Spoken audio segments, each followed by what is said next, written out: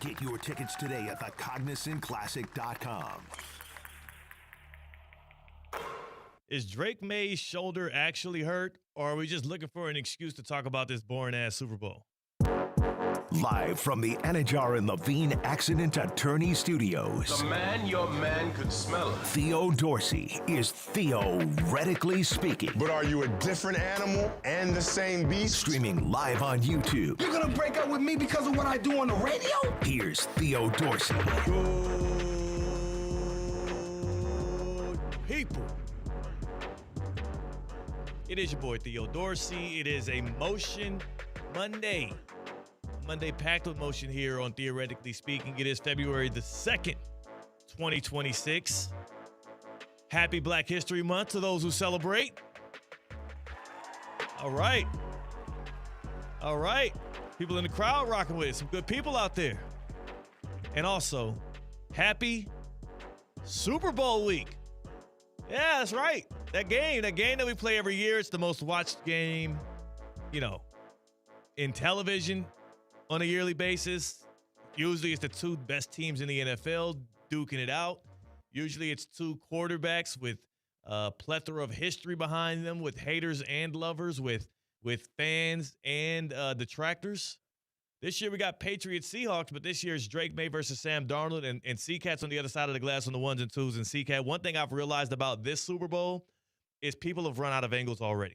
They've run out of juice to talk about this damn game. You are such a hater. You are a bitter sports fan today. That's what I'm going to use the F word to you, Theo. You're a sports fan today. That's what you're saying. No longer. You hung up your journalist hat at the tail end of last week. Oh, yeah, because they were arrested. Exactly. Brothers. You had different motivations for that.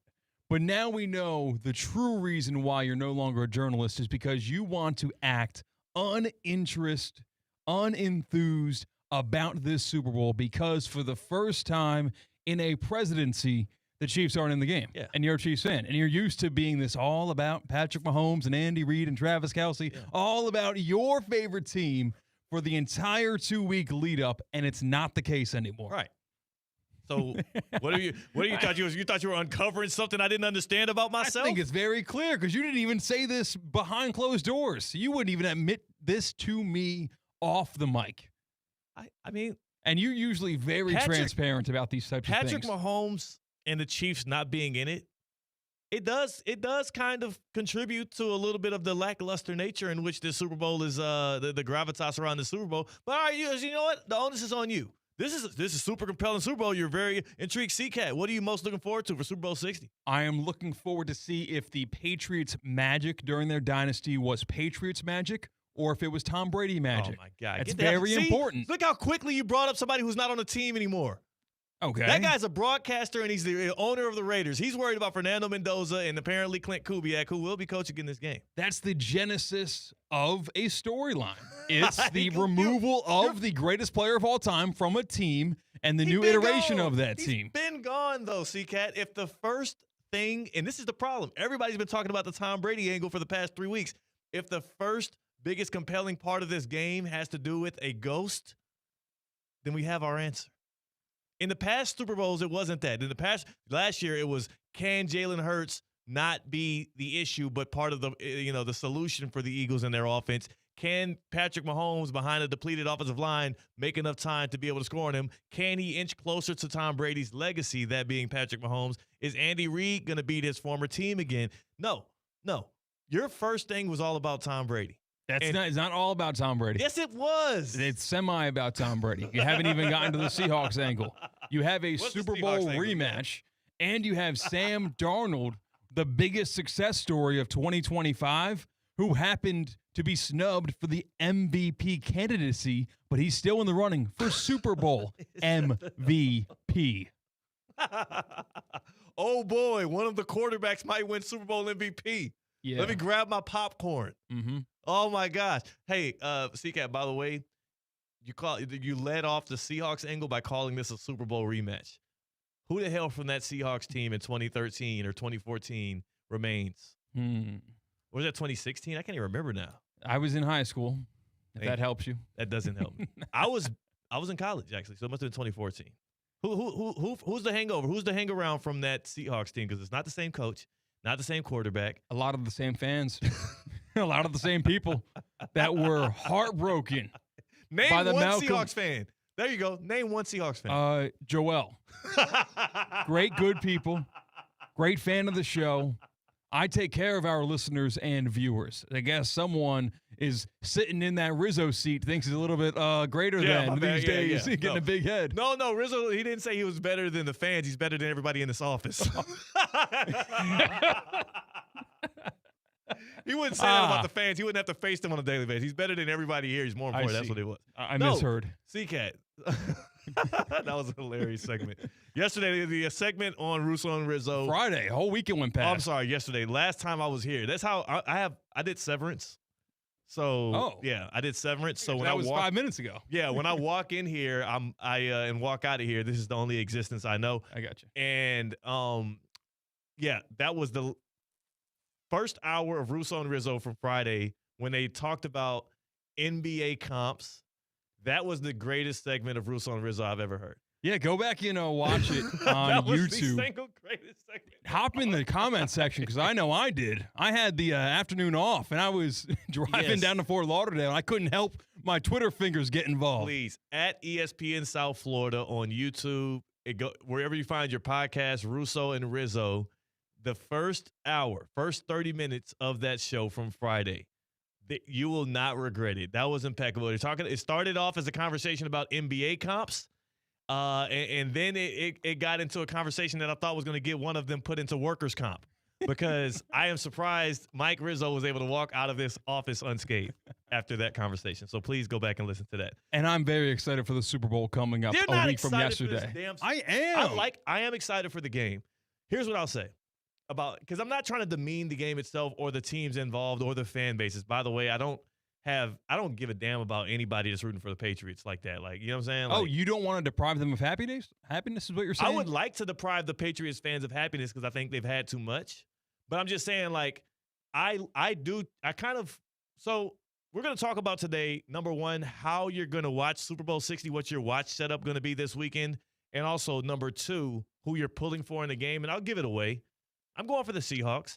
I think most of America is going for the Seahawks unless you're a Patriots fan. Even though the Seahawks have won a Super Bowl in our existence, their fans are less insufferable, and also their fans didn't enjoy 6 of them. So I think it's easy to root for the Seahawks and the Sam Darnold story, right? Yeah, I think that's an awesome, awesome story, what Sam Darnold was able to do in back-to-back years. And he has won more games than any quarterback has in back-to-back seasons. So we talked about, like, last week when the Super Bowl stage got set, we said there's only, outside of Patriots fans and in our Duffy's MVP contest, the caller who has the Patriots. Yes. And the only people rooting for the Patriots are either Patriots fans, somebody who has money on the game, or the Vikings front office. Uh-huh. And look at what happened now that the stage is set. Yeah. So the Vikings fired as general manager, and a lot of it had to do with the quarterback that's playing in the Super Bowl. A lot of it. I won't venture to say all of it. Well, no, there was something else that came out. I can't wait to discuss this in the happy hour. I'm glad you said that. There was something else that came out in reporting. I believe Diana Rossini with The Athletic brought this up, but Kwesi reportedly took 2 weeks off as general manager during, I want to say, OTAs or training camp. So not during the season, but during, like, training camp for paternity leave. Just 2 weeks off for paternity leave. And apparently that struck a lot of people in the Vikings organization the wrong way. That's going to be relatable. I can't wait for the happy hour. I cannot wait, because also I also want to bring it up to Mike Tannenbaum, because he has kids, and I'm sure he had those kids while he was in the NFL, and I'm curious if he did take any paternity leave, and how is it that obscene of a thing for you to do? So looking forward to hearing Mike Tannenbaum, who's joining our show at 2:45, asking him about that. But then also, I can't wait to bring Tina in on the conversation, even though it's not like, she doesn't have any kids, but, she could bring, like, the woman angle to that. Sure. Because they're, mothers and women are more, what do you call it, nurturing. And I'm sure they would want their father or husband to be. I think maternal instincts are certainly there, and that would be even rubbed before they the wrong have way. kids, right? Mm-hmm. All right, we'll find out. Before we say something that's going to get us in the HR, we'll find out from Tina later on in the happy hour. But again, the Super Bowl has no juice, C-Kat. It has no juice. Come on. No juice. The only juice in the Super Bowl is going to be from the same dude that was rocking it out last night in the Grammys, and that's from Bad Bunny.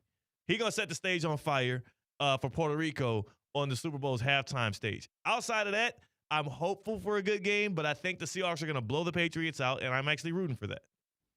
Really? You're rooting for a bad game? Yeah, I had to suffer through it last year, so damn it, y'all going to have to suffer through it too. No. I want the Seahawks to stump on the Patriots' neck from the beginning to the end. I want it to be a bludgeoning. I will enjoy that. The last Super Bowl blowout I enjoyed was because of the Seahawks against Peyton Manning's Denver Broncos. That's the last one you enjoyed, you said? That was the last blowout in a Super Bowl I enjoyed. Okay, I didn't enjoy got you. last year's. I see. Yeah, that was miserable. Is that really the last blowout in the Super Bowl? The last one I enjoyed. That's the last one I can recall. Like I was hanging on to every touchdown, every interception. Yeah, that was awful though. It was a terrible game. I root for good games. Or if the Ravens are in it, I root for the Ravens. If the Giants are in it, I root for the Giants. Outside of that, I just want to be locked into that TV screen for all 4 quarters. You're still gonna watch all 4 quarters. No, I'm not. I turned the Super Bowl off last year. Me too. In the 4th quarter, I said, you know what? Rarely will you have a chance to turn the Super Bowl off as a sports fan. I'm going to do it. The last 2 blowout losses in the Super Bowl, by the way, Patrick Mahomes. Oh, yeah, the Buccaneers, for sure. Yep. 2020, Bucks, Chiefs, 31-9. Were you rooting for the Chiefs like that back then? Yes, and I was very miserable. Yeah, the Chiefs are big-time public. Like, everyone thought the Chiefs were going to roll in that first-ever Patrick Mahomes Super Bowl. No offensive line. Well, that wasn't the first one. His Oh, first yeah, Super sorry. Bowl was the 49ers. Pardon. Of course, coming back in the 4th quarter. Yeah. But everyone, I mean, that was the biggest public bet in the world was the Chiefs to not only win that game, but to cover the spread. And they got shellacked. And Tom said, I got one more in me. Yeah. Tom's still posting what are these Instagram selfies on Instagram. Tom Brady was just active on the Instagram stories over the weekend. Why? I don't know. He was bored He's because just doing things now. well, like he's used to working on the weekends because he's with the Fox broadcast crew, and now he's not doing that, like because Fox is done with their football season. So yeah, he just kind of was just flirting around a little bit. Oh, speaking of the Ravens and Giants, the 0-1 Super Bowl, 34-7 Ravens. Mm-hmm. Were you conflicted that year? I was 3 years old. So, like, didn't really. It wasn't registering you? It didn't keep me up at night. Okay. No. Okay. I thought you might be like, I don't know which way to go. And it's just like, man, that's part of the C-Katt lore. Of course. Which way do you think you were leaning as a 3-year-old? As a 3-year-old, I was definitely leaning Giants. Okay. Actually, yes, I was leaning Giants. Parents are Giants fans. I'm not the strongest football fan, so I definitely was leaning Giants as a 3-year-old. I wonder how that also works. So I have never been in this is another thing as we try and talk Super Bowl, but there's everything outside of this year's Super Bowl is more interesting than the game itself. That makes one of us trying to talk Super Bowl. We're trying. One of the things I was thinking about is when I do eventually have kids, I wasn't in a family that passed down sports teams. Like, like my pops is a Raiders fan. He's super casual about it. He didn't force it upon me, and I'm thankful that he didn't. My mom don't watch sports. I didn't have that tradition of being a sports team forced down to you. So for my kids, do I have to automatically make them a Chiefs fan and then let them go out and choose like what your parents did? You were a Giants fan because your parents, and then you became a Ravens fan because you fell in love with. Yeah, Joe Flacco. I was forced to be a Yankees fan, but like that was a good relationship. Like I enjoyed being a Yankees fan. But, like, I wouldn't want to root for any other baseball team. Okay, nice. So, like, yeah, like, there was that dynamic in my family for a little bit. I think that's a dangerous game to play because children reflexively want to rebel. Yeah. And if you're too heavy-handed with it, with your sports fandoms, like career paths, they're going to reflexively want to divert, and they're going to want to root for the opposition. So it could really blow up in your face, and you could end up raising a L.A. Chargers fan. I mean, come on. Those don't exist. What are you talking about? They will now. I think they'll eventually start coming out. It's like a nuclear reactor. It's like you do this experiment and it goes horribly wrong. I sure would hope not, but we got some NFL news. Not Super Bowl related. Specifically, definitely not Super Bowl related, but some NFL news just down the wire.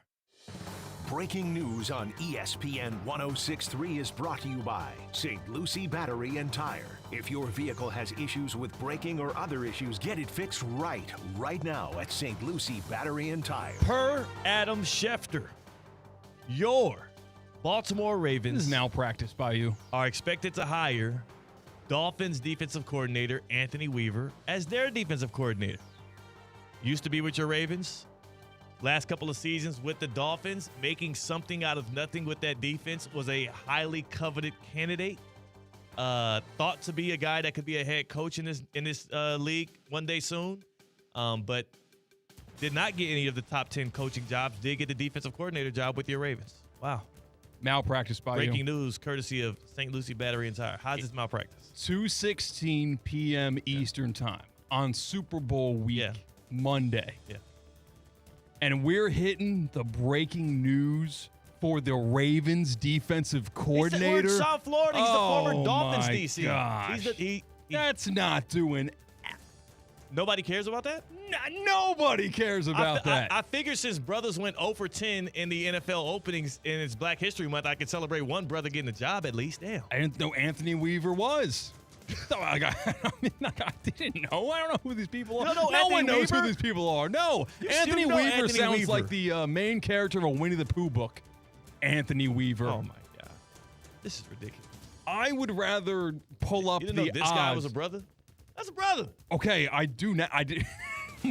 Visually, I can now connect those dots. Yeah, but What the hell's wrong with your eyes, he man? doesn't have the name value.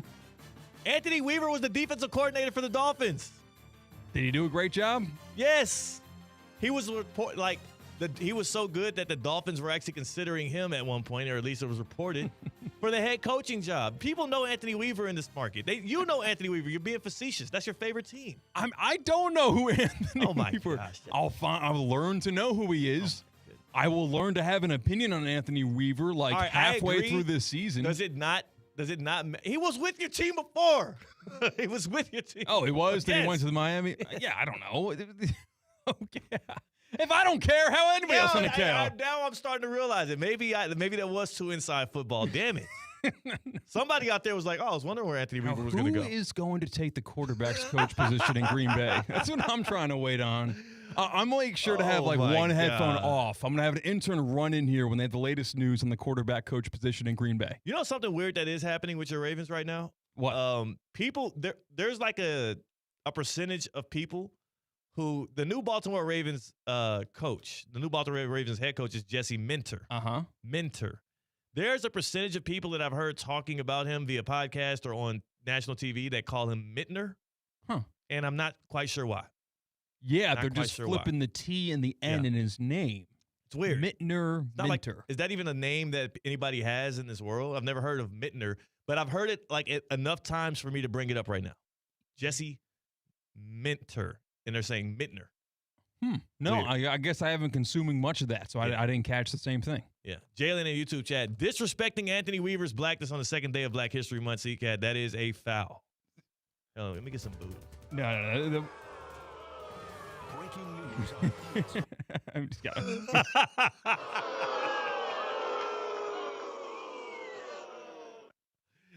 We're broing you.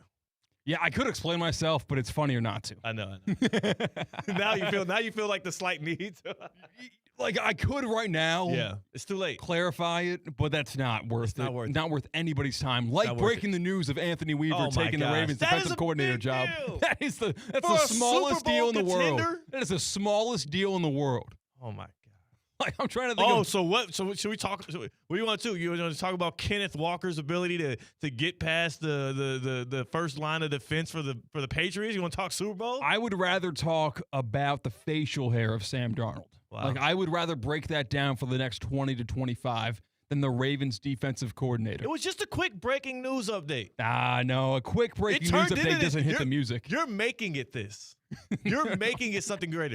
I didn't know where to jump off from there. Everybody driving along would have just been all good. Would just roll. Oh, Anthony Weaver got a new job. That's pretty cool. Neato. Thought he might be my head coach for the Dolphins. And you, C-Katt, are making it a bigger deal. Now they have to learn things about Anthony Weaver like he used to be with the Ravens, and he's coming back. That combination of words you just said, some of our fans and listeners Somebody said that. No one said. Somebody said that. Anthony Weaver? Anthony like, Weaver. Wasn't that like a former mayor of New York? No. Oh, it's Anthony Weiner. Dang it. Okay. Yeah. This is Anthony Weaver, 6'3", 290 pounds, from Abilene, Texas.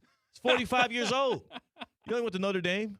Oh, He that actually changes everything. He was a second-round pick in 2002, 52nd overall, defensive end. Nice. Yeah. Good for him. And guess who he played for? Who? Your Baltimore Ravens, damn it. I knew I recognized him. Yes, Anthony Weaver. That Anthony Weaver, he's going to be the defensive coordinator for the Ravens.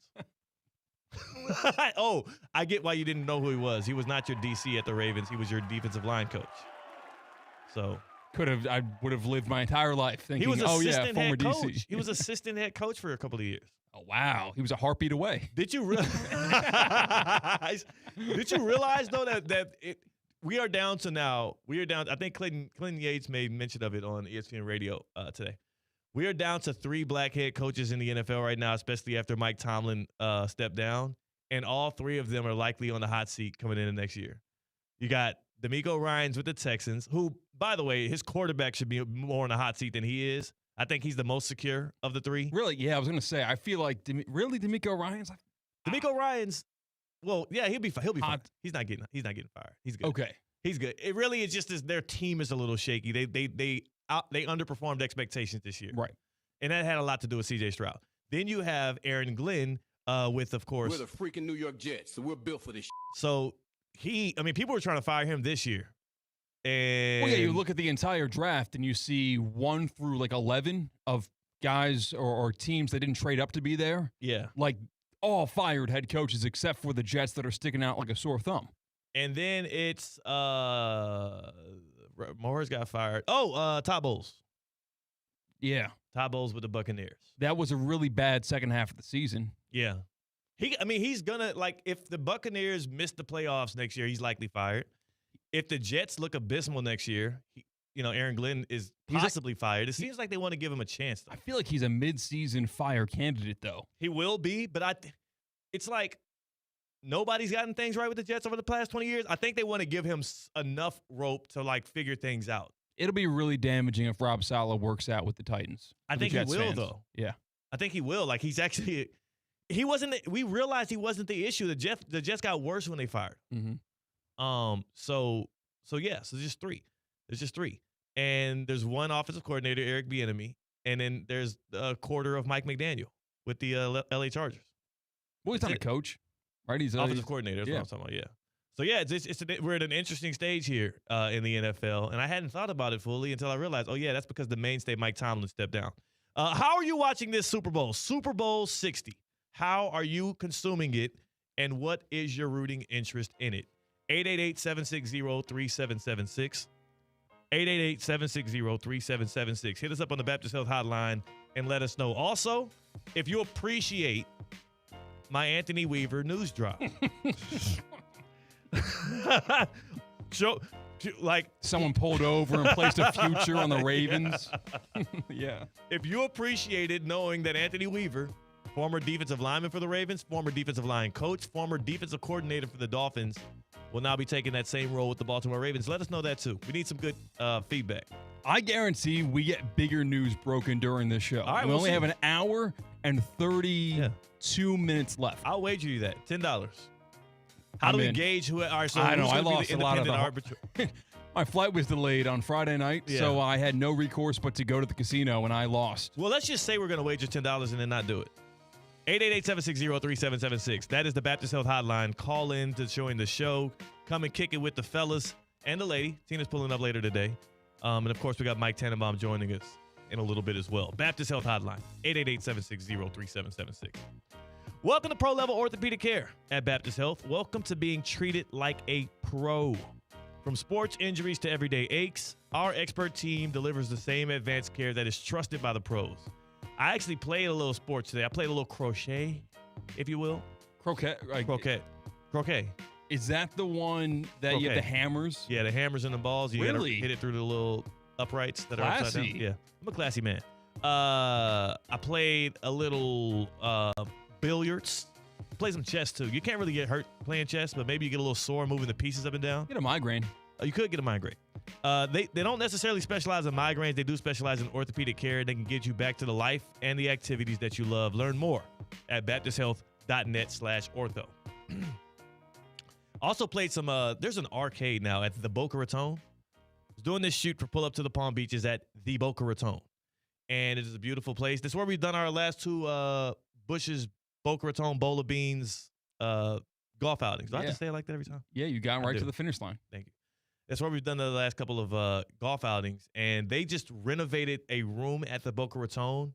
And they changed it out from some kind of like just mundane room into a full out arcade with like skee ball, with Pop-A-Shot, with, ice hockey, all kind of crazy stuff. They got all of the accoutrement. The mini D&Bs. That's awesome. It's pretty dope. It's actually really, I was like, this is a really good idea. And this is how you know it's an idea that works. They say it's always packed out. We were doing a shoot in there. It opens at 10 a.m. sharp. So we were doing a shoot, and they had us in there before it opened so that we can get all of the, stuff for Pull Up to the Palm Beaches. And as I'm leaving out of there at like 9:45, there's two families lined up waiting for it to open at 10 a.m. to bring their kids in. It's hot. It's dope. I'm actually more interested in like croquet. Like, did you be taught the rules? Yeah. Like, how did that work? I didn't get taught the rules. I just did a couple shots for TV. I see. It was more so like made for TV. They told me what to do. I kind of know because I did play. It was this event I went to that had a lot of croquet going on, so I played it. When in Palm Beach County, you just run into these kind of things here and there. I'm trying to think. I have not the slightest of clue on how to play croquet. I learned it one night, but it was a night where I also was like learning how quickly I can get to the bottom of a cup of tequila. I see. So I forgot how to play, but I do remember some of the mechanics of it. You kind of like swing the mallet between your legs with two hands. Mm-hmm. You hit the ball with the mallet, and you want it to go through the gate. They're right? the gates. They are called gates. Okay. How'd you know that?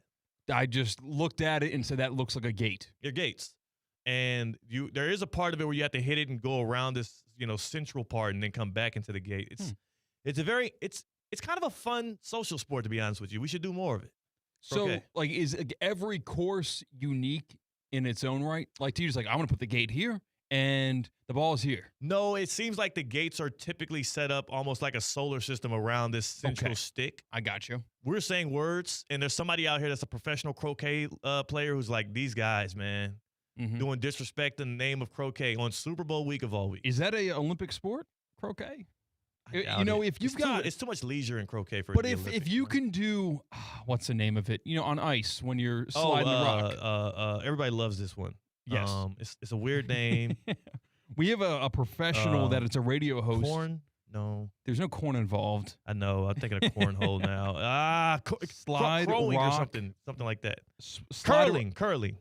If curling is an Olympic sport, I feel like croquet qualifies just the same. No. I guess there's less physicality involved because, like, you're not squatted down and sliding a rock and there's no brushing. Instead of croquet, it's just rolling a ball with the mallet. 11 Olympics croquet patterns. Oh, that's not. Well, I mean, if it's at Olympic croquet patterns, maybe there is. That doesn't make sense. Wait. Is croquet an Olympic sport? That's how you have to ask Google. It's been Googled a bunch. It's like the first thing. Not recognized as an Olympic sport. Croquet was an Olympic sport at the 1900 Paris Olympics. It was featured in 3 events. How about that? It fell off, though, man. It's been a century plus. That's a significant milestone in women's sports competition because in 1900, they were also competing. So it's a big sport. Wow. Or like it's a meaningful sport. It was meaningful specifically. Think about that. 1900 women's debut. That's when the women debuted in it? Yeah. Wow. That's pretty big. Women weren't even allowed to vote in the U.S. at that point. Exactly. And they were playing croquet. That's crazy. Pioneers. We're going to be talking about some pioneers later on in the show as we give a little Black History Month updates throughout, as well as we're going to have a man who is a pioneer of hot takes in Mike Tannenbaum join us. I got some questions specifically for him and paternity leave within the NFL. So stick around for that. That's C-Katt. I'm Theo Dorsey. It's Emotion Monday on Theoretically Speaking on ESPN 106.3. Mondays just got better for the men of Palm Beach County. Unlimited Auto Wash is offering $5 off any wash every Monday at all 6 convenient locations. Men's Monday at Unlimited Auto Wash. Don't miss it. ESPN West Palm and Yingling are turning up for a big rivalry showdown. Catch the Panthers and Lightning with the ESPN West Palm Street Team Thursday from 6:30 to 8:30 at Castaways in Jensen Beach, 911 Northeast Jensen Beach Boulevard. Enjoy ice-cold Yingling drafts and see Matthew Tkachuk back in the lineup after returning from injury. Plus, hang out with the ESPN West Palm Street Team throughout the night for great game day vibes. Don't miss Panthers at Lightning with ESPN West Palm and Yingling, Thursday at Castaways in Jensen Beach. Love is in the air this Valentine's Day, and this gift lasts longer than roses. A free water test from Culligan. Culligan's advanced filtration and softening systems reduce harsh chemicals, giving you cleaner, safer, better tasting water. Give your home some love. Schedule your free water test at Culligan.com. Serving all of South Florida. Culligan Water. Water you love. Hey, Culligan man.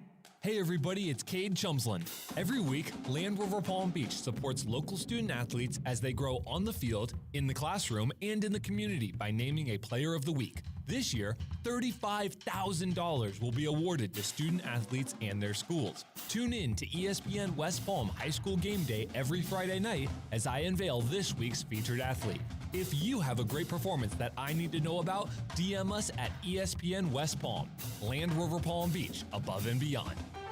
Breaking news on ESPN 106.3 is brought to you by St. Lucie Battery and Tire. This just in, we begin this hour with breaking news. When news breaks, ESPN 106.3 has it covered. We've had developments. ESPN 106.3 can now report.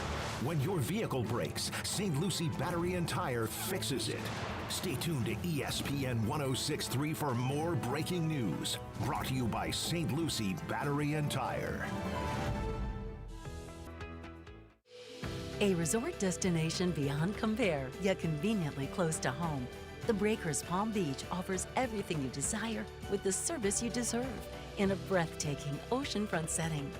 Immerse yourself in unparalleled seaside and enjoy all the Breakers has to offer as you create lasting memories with those who matter most. The best part, you don't have to travel far to feel worlds away. Visit thebreakers.com or call 1-800-BREAKERS today. Hi, I'm Janice Ridenour from J. Zello & Associates. For nearly 30 years, my firm has worked alongside business owners and their teams, helping them truly understand QuickBooks with clear accounting guidance, proven workflows, and hands-on training. We offer customized QuickBooks Online training delivered in a supportive, judgment-free environment so you can learn at your pace. If you're stressed about your books, you don't have to be. Get trained, get confident, get it right. And when you need ongoing support or you'd rather have it done for you, our experienced team is here to help. Visit jzolo.com and schedule your free consultation today. Attention business owners, the next several months are going to be super busy. Why not let us take some of the burden off of you? Get the help you need from Intelligent Office in Palm Beach Gardens. Professional live receptionists to answer, screen, and forward all of your calls to you live. Why do you need a virtual assistant? No high salaries, no holidays or sick pay, no call-outs, no turnover, and no additional equipment. Call 561-472-8400 or visit intelligentoffice.com to learn more how we can help you streamline your day. Car buying just leveled up at Greenway Kia West Palm Beach. We're now open at 7 a.m. Shop early, skip the crowds, and get on with your day. No pressure, no nonsense. Just real people who listen, including female sales professionals ready to help. And check this out. The invoice is on every new car. No games, no surprises. No time to stop by? We bring the test drive to you, home or office. Buy the right way at Greenway Kia West Palm Beach. Early, easy, exceptional. Being a sports fan is tough. Bad calls, crushed dreams, Jets fans. Hi, this is Evan Cohen from Unsportsmanlike, and don't worry, we're here for you. ESPN 106.3 is your official sports therapy hotline. Go ahead, I'm listening. 1, 2, get down.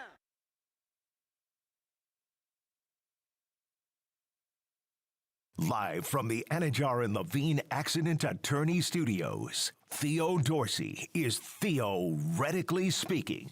Streaming live on YouTube, here's Theo Dorsey. Hey, I just stumbled upon one of the cornier chants in all of sports. Well, of which there are many. Yeah, no. I to this day I will never respect a skull out of the Vikings fans after being at that stadium. For for the Bears-Vikings game this year and witnessing how little aura, if at all, if any at all, the skull chant has. Absolutely nothing going with that thing. Very boring. I just realized, thanks to our YouTube chat at ESPN South Florida, I just realized what the Seahawks chant is. And do they spell out the word Seahawk? No, they don't, which I understand because it's too many letters. I think the cap for spelling is, I mean, even the Miami Hurricanes kind of take it a little far because they go Canes, Canes. 5 is hard to do because you got to do the Canes part at the end to make it make sense, symmetrical. You can't do 5. The Ravens do Ravens. Eagles, Eagles. Eagles. Ravens, y'all do Ravens? Y'all do all the letters? I didn't realize they did until I went to my first Ravens game on Thanksgiving. Isn't that something? At the turn of the decade. I was like, oh, I've been killing the Eagles chant my whole life. Turns out I do that too. Yeah. At the end of the fight song. The funniest thing about being a fan of a team that you've never been to a home game of is there's a difference between being a fan of a team and being an in-arena/in-stadium fan. 2 totally different experiences. You'll never know what they're doing in that stadium from home. It was pretty cool because I got to witness Colin Russo, who hosts 4 to 6 on these airwaves. I got to witness his first home game for the Jaguars. Yeah. He's been to a bunch of road games, but the first time in Jacksonville for a Jaguars game, I got to see him realize things left and right. It was pretty cool. That is, it's a fun experience. You feel like a novice. You feel like a kid at the candy store. You're like, oh, wow, look at the things that we do. That was me when I first moved out here, going to my first couple of Miami Hurricane games at Hard Rock Stadium. And there's no substitute for college football traditions and what they do in arenas or in stadium, right? Like you can kind of get some of the stuff from NFL. College football, totally different ballgame. Yeah, I was going to say, I feel like maybe I'm being ignorant here, but I feel like Miami Hurricanes traditions are a little bit watered down because the games aren't played on campus. Right. Am I being a bit of a jerk there? No, you're right. There's not as many thick ones. There's the Canes, Canes. The tailgate scene itself is its own little flavor. What else is there that is stuck out? Honestly, there's not a lot. Like Ole Miss has their thing. Like you think of all the SEC schools. You got the Woo Pig Suey, Call the Hog stuff. There's a litany of Penn State ones. Like, there are songs that would be sung while Nittanyville, as it's called now, used to be called Paternoville, name change, obviously why, where you camp out for front row seats in the student section. Right. And while you're waiting for the gates to open, you get those front row seats, they would have like a list of 6 different songs that were extremely vulgar, mostly putting down rival schools like Michigan and Ohio State. Yeah. And you eventually catch on and learn the words. And there's like a website made in like 2003 that actually has the lyrics to those songs. And there's so many traditions that you just got to go to the games in order to actually learn them. There's no crash course. You have to. Yeah, that's kind of part of it, and it's fun. It's nice. So on the get around, we can get to the Seahawks if you want to. We'll get to the Seahawks one on the get around. It is time now for our favorite trip across the globe, hitting all the top sports topics that you know and love. It is the Get Around.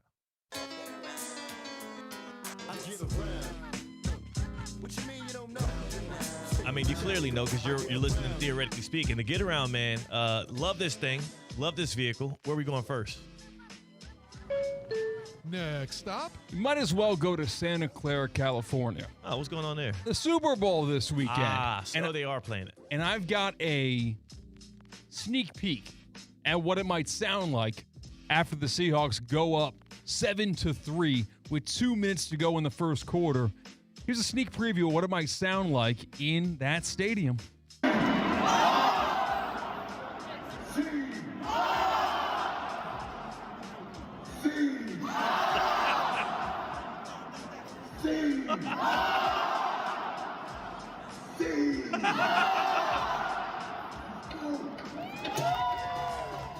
Come on, son. Come on, son. Yeah, it's pretty tough because you're saying C, and before the crowd reacts with Hawks, I think you're using the letter C. Right. Am I nuts? Yeah. No, you're right. You're right. Like, give me a C. Yeah. And then you try to spell a word. What? I couldn't. What? Ox? Oh. You saying? Oh. Just in pain, writhing. Oh. Y'all can do better, man. Y'all can do. I get it. It's simple. Like, here's the thing. It's easier to criticize traditions than it is to come up with them. So I get where I stand from. But goodness gracious, that is weak. That has no juice to it. See, Hogs. Next stop. We're going to Paris, France, because the NFL announced today the New Orleans Saints will play in the league's first ever regular season game in Paris next season. That's one of a couple of broad announcements the NFL put out today, specifically with Paris, France. Why are they doing the Saints? What's the point of that again? What's the tie? You know what, though? The Saints have a well, if you think about it, the Saints in New Orleans has a lot of Creole, French, you know what I'm saying? That's right. French Creole flair to it. There's a lot of people, Cajun and Creole, that settled there. You know, the Louisiana Purchase, we got it from the French. So really, we're bringing the Saints back to them. You know what I'm saying? Mm-hmm. Also, what I will say is, I think Paris, wonderful place. Went there last year for the first time. Enjoyed it. Loved it. Oh, the Louvre. Oh, that's the best. That might be the best place in the world. The Louvre, amazing museum. I think Paris will do well for itself when they move off of identifying themselves solely with the Eiffel Tower. I think it's limiting. I got you. There's so many other things going on in Paris, but they are so glued to like Eiffel Tower this, Eiffel Tower that. I'm gonna get a shirt with the Eiffel Tower on it. I'm just like, dude, it's a spectacular building, and not just being Mr. Contrarian, but going there and seeing that everything is centered around this Eiffel Tower. I'm like, hey, let's get over it.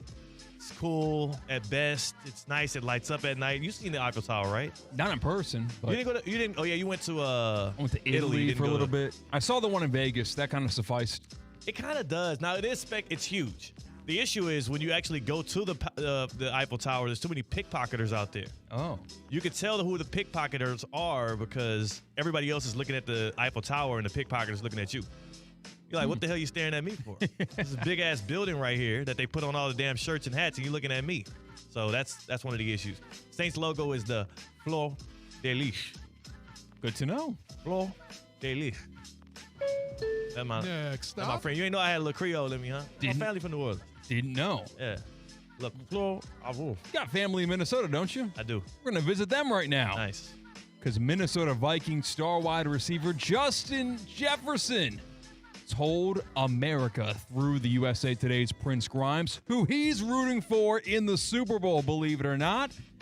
And Justin Jefferson said, I love that Sam Darnold's in the Super Bowl. Quote, I want nothing but the best for him, especially the way his journey was at first with people doubting him. They're seeing that he's a top-tier quarterback in the league. Justin Jefferson is rooting for Sam Darnold and the Seattle Seahawks, his last year's quarterback in the Super Bowl 60. Do you believe Justin Jefferson making that claim? Yeah, because he also doesn't have many ties to the Patriots. I was trying to think if there are any LSU guys. There's Keyshawn Boutte with the Patriots. But did they overlap at LSU? I think they might have. Maybe. But Boutte didn't really play that much at LSU. There was a lot of issues in college. So, which I don't remember what they were, so I'm not going to speak on them. So I don't know if they had any overlap in college. There's no other LSU guys over there. So. Justin Jefferson posted career lows in 2025, the year after Sam Darnold moved on. Just 1,048 receiving yards on 84 catches. And he only had 2 touchdowns this year. What are we going to do? Yeah, that's bad for Justin. That was horrible years for Jay Jettis. They got to figure out the quarterback position out there. I'm hearing Kyler Murray might be the solution, which is kind of depressing. I was going to say exciting. I don't know, man. I think I'm out on short quarterbacgoing. So he's one of the last of the dying breed, but I'm out on short quarterbacks. So we'll see how that works out. What's the highest tier that we're going to allow Sam Darnold to creep into when it comes to quarterbacks? I've been trying to figure this out. Like, let's just say he balls out, 4 touchdowns, Seahawks win the Super Bowl. Entering next season, there's still a lid on that. But maybe next year he does well again, and the Seahawks are back in the NFC Championship game. Like, how high can Sam Darnold climb in our eyes? I would have to say you have to view him as equal to or greater than Jalen Hurts. That's bare minimum. Okay. Like, that's a guarantee that he is at the same level or above Jalen Hurts in terms of prestige. If he wins the Super Bowl. Yes. If he wins this Super Bowl, he's entered and slash. He's either neck to neck or ahead of. I don't know though. But That's also crazy Jalen to put him Hurts, ahead of depending Jalen on who you Hurts. ask, could be a top 6 guy. Yeah, or I it know. could be like how I view him, maybe outside the top 12. But Sam Darnold has had way more terrible seasons than Jalen Hurts had. So that's if you're going to be. Or judging who he is now. Hurts, well, that's what I'm saying. But we only got one sample size year of it. We have a couple sample size years of Jalen Hurts being electric as well. You can't discount what Sam Darnold did last year because of 2 bad games. You kind of can because those were the games that mattered the most. He's won more games in a 2-year stretch than any quarterback in history. Right, but Jalen Hurts has won a Super Bowl and been to a Super Bowl and also been voted second in the MVP race. Like, you can't knock Hurts' resume just because Sam's is impressive now. But I do think he would be in that tier. Well, he's in the Jalen Hurts tier if he wins the Super Bowl. He either in it or greater than. I don't know if you could put him greater than. He doesn't have a greater resume. He's just a hot topic of the day. So we'd have to see. Possibly. That is the get around. Mike Tannenbaum on the other side. That's C-Katt. I'm Theo Dorsey with Theoretically Speaking on ESPN 106.3. The 2 p.m. hour is presented by the Cognizant Classic in the Palm Beaches. Teeing off February 25th at PGA National. Get your tickets today at thecognizantclassic.com.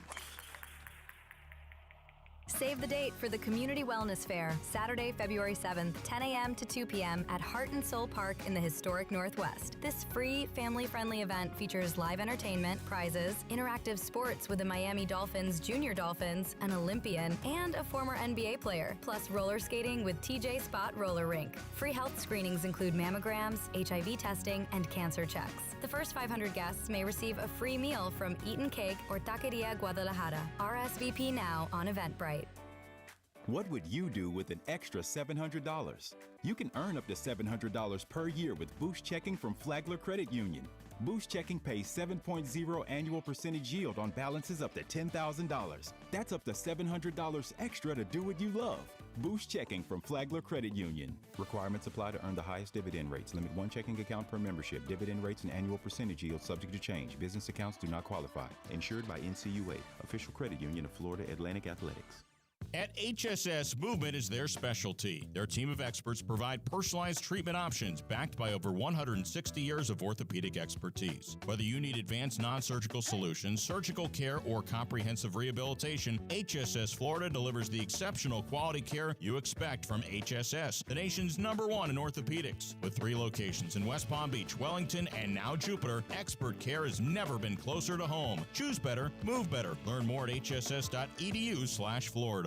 Hi, it's Evan Cohen from Unsportsmanlike, and Super Bowl Sunday is here. A special 2-hour Sunday huddle with Colin Russo launches the day at 10 a.m. Pre-game coverage starts at noon. Then Super Bowl 60 kicks off at 6:30. No switching apps. That's how we do Super Bowl Sunday on ESPN 106.3. Love is in the air this Valentine's Day, and this gift lasts longer than roses. A free water test from Culligan. Culligan's advanced filtration and softening systems reduce harsh chemicals, giving you cleaner, safer, better tasting water. Come on now. Give your home some love. Schedule your free water test at Culligan.com. Serving all of South Florida. Culligan Water. Water you love. Hey, Culligan man. Today's tax tip is brought to you by Anshin Accountants and Advisors with Joseph Malloy, tax partner in Anshin's Construction Group.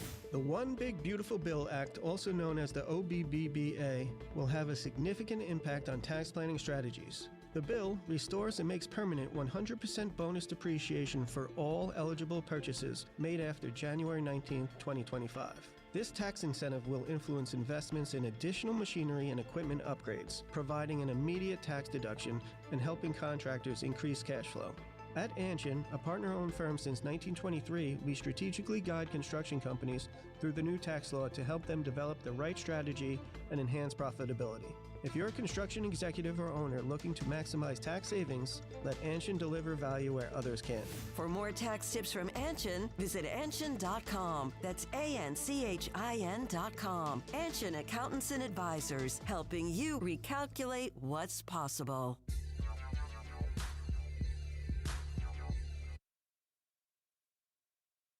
Live from the Anajar and Levine Accident Attorney Studios, Theo Dorsey is theoretically speaking. Streaming live on YouTube, here's Theo Dorsey. It's a Motion Monday here on Theoretically Speaking. It is a Motion Monday, February 2nd. This is the anniversary, actually, of the Luka Doncic trade, which, by the way, a year ago today, Luka Doncic from the Mavericks to the Lakers, one of the more gutsy general manager / organizational decisions in modern sports history, and it inevitably cost a guy his job. We did learn earlier this week that the Vikings are parting ways with Kwefi Adolfo-Mensah, former general manager, and we learned other facts around his tenure with the Vikings that I found very interesting, and to help me figure out more around paternity leave in the NFL, as well as to catch us up on what happened in the Senior Bowl this past weekend, is the one and only former NFL GM, current NFL insider with ESPN, and a guest of the show, Mike Tannenbaum, man. Happy Motion Monday to you. How was Senior Bowl week?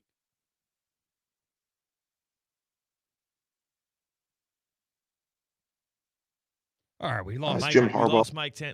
Oh, there now we got him. Oh, Mike, can you hear us? Yeah, can you hear me okay? Yeah, all right, now I got you. Sorry, we had a little bit of a delay, man. But yeah, how was Senior Bowl weekend?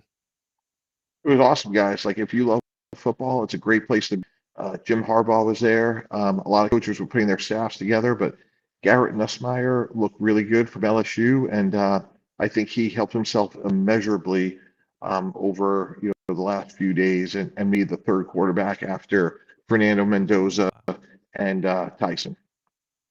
That is incredible, because Garrett Nussmeier was one of those quarterbacks with LSU who 2 years ago people were saying he could be the number 1 overall pick. This past season did not go well. He had some injury concerns and whatnot. What did he do at the Senior Bowl that proved he is a guy that a team will take a chance on as either a solid backup or potentially a future starter? Theo, like, that's a great question. It looked like he belonged from day one. Like, got under center, looked good from shotgun.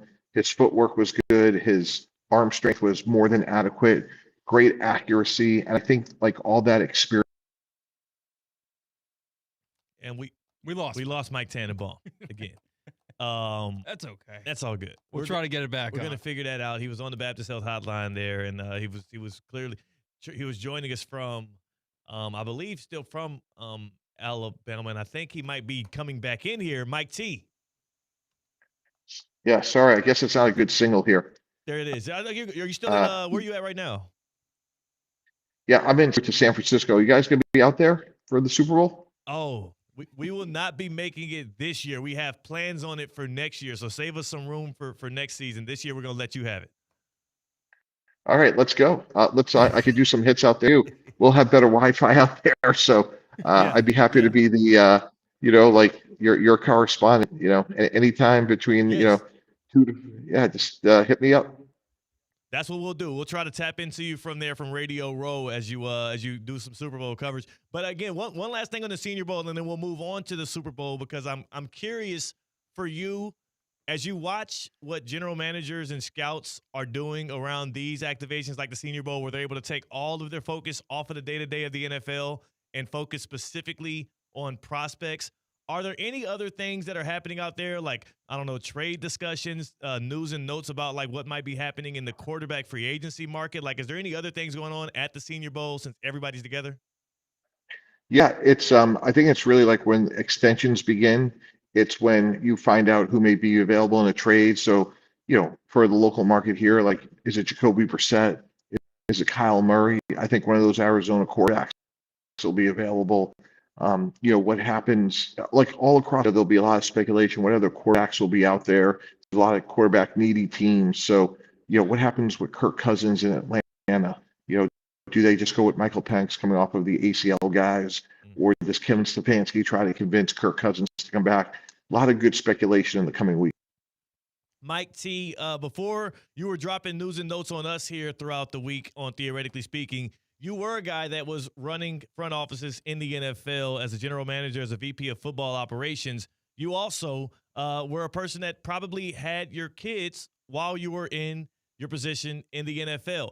I'm curious as hell as to what how normalized it is for people to take paternity leave in the NFL. We saw the stories after Kwesi Adofo-Mensah's firing, which reportedly had nothing to do with him taking leave, but he took 2 weeks of leave during training camp, and people thought it was odd. Is it really something that's all that odd for people that work in the league to take time off for their newborn children?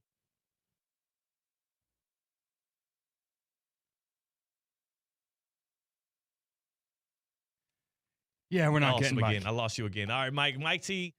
We're gonna get Mike on the phone. We're gonna try to get you on the phone here because I'm really intrigued by this right here because he's the guy that lived it. Exactly, because I feel like people that live it, like Mike Tannenbaum, that's obviously very, very important. But also anyone who's ever had a job, that is kind of like, I don't know, wishy-washy about PTO and maternity leave, paternity leave, what you're allowed to get versus what's suggested to get. Right. I feel like anyone can relate to that miscommunication between their boss and them. Right. And I know Mike Tannenbaum has lived it. He also seems like he's very family-oriented. He became a Virginia Cavaliers fan since his son Jake became the long snapper for the Cavaliers. So obviously big-time father in the lives of his children, connected on a LeBron-esque level. But also, I'm curious, though, because for a guy like him who's also dedicated to the craft, there's a chance that he did have to make some sacrifices to the family. So, Mike T., you're on the phone with us now. You're on the Baptist Health Hotline. Much better connection here. What is that? What's the status like? What's paternity leave like in the NFL? Is it weird to take time off? Yeah, I'm so glad you guys asked me about this, and I do apologize for that connection. But I was the assistant GM and GM when we had our two children, and I think actually my point of view is both things are true. I wish I took more time off than I did. I felt the pressure to be in the office. I felt like I had to be there because everybody else was there, and as a leader, I should be there. And I look back and wish I took more time off. And I think both those things could actually be true, where you have to,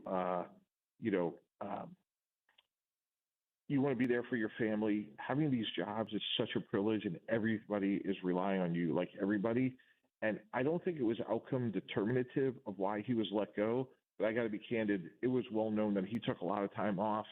And our culture is not one of a forgiving one in the NFL. And I do wish we were more forgiving, because I look back at my career and candidly wish maybe I didn't spend as many hours as I did, because, I came up basically as the unpaid intern, and I felt like I had to always had to be there. And I think I could have worked more efficiently at different points.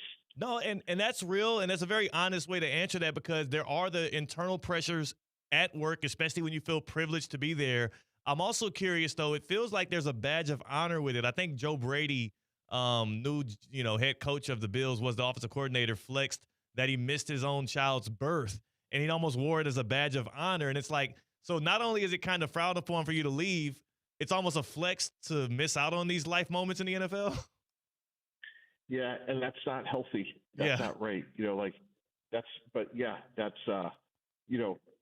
just the reality of it. So I would just say that I wish I spent more time, especially around the birth of my children. I try to get to their games and their events. I thought I was reasonably good, but you know how it is. Like, you're at the event and you're on your phone the whole time. Right. And that's not good either. So these jobs don't really come with work-life balance, and you take these jobs knowing like they're opportunities of a lifetime. Give it all you got for as long as you can.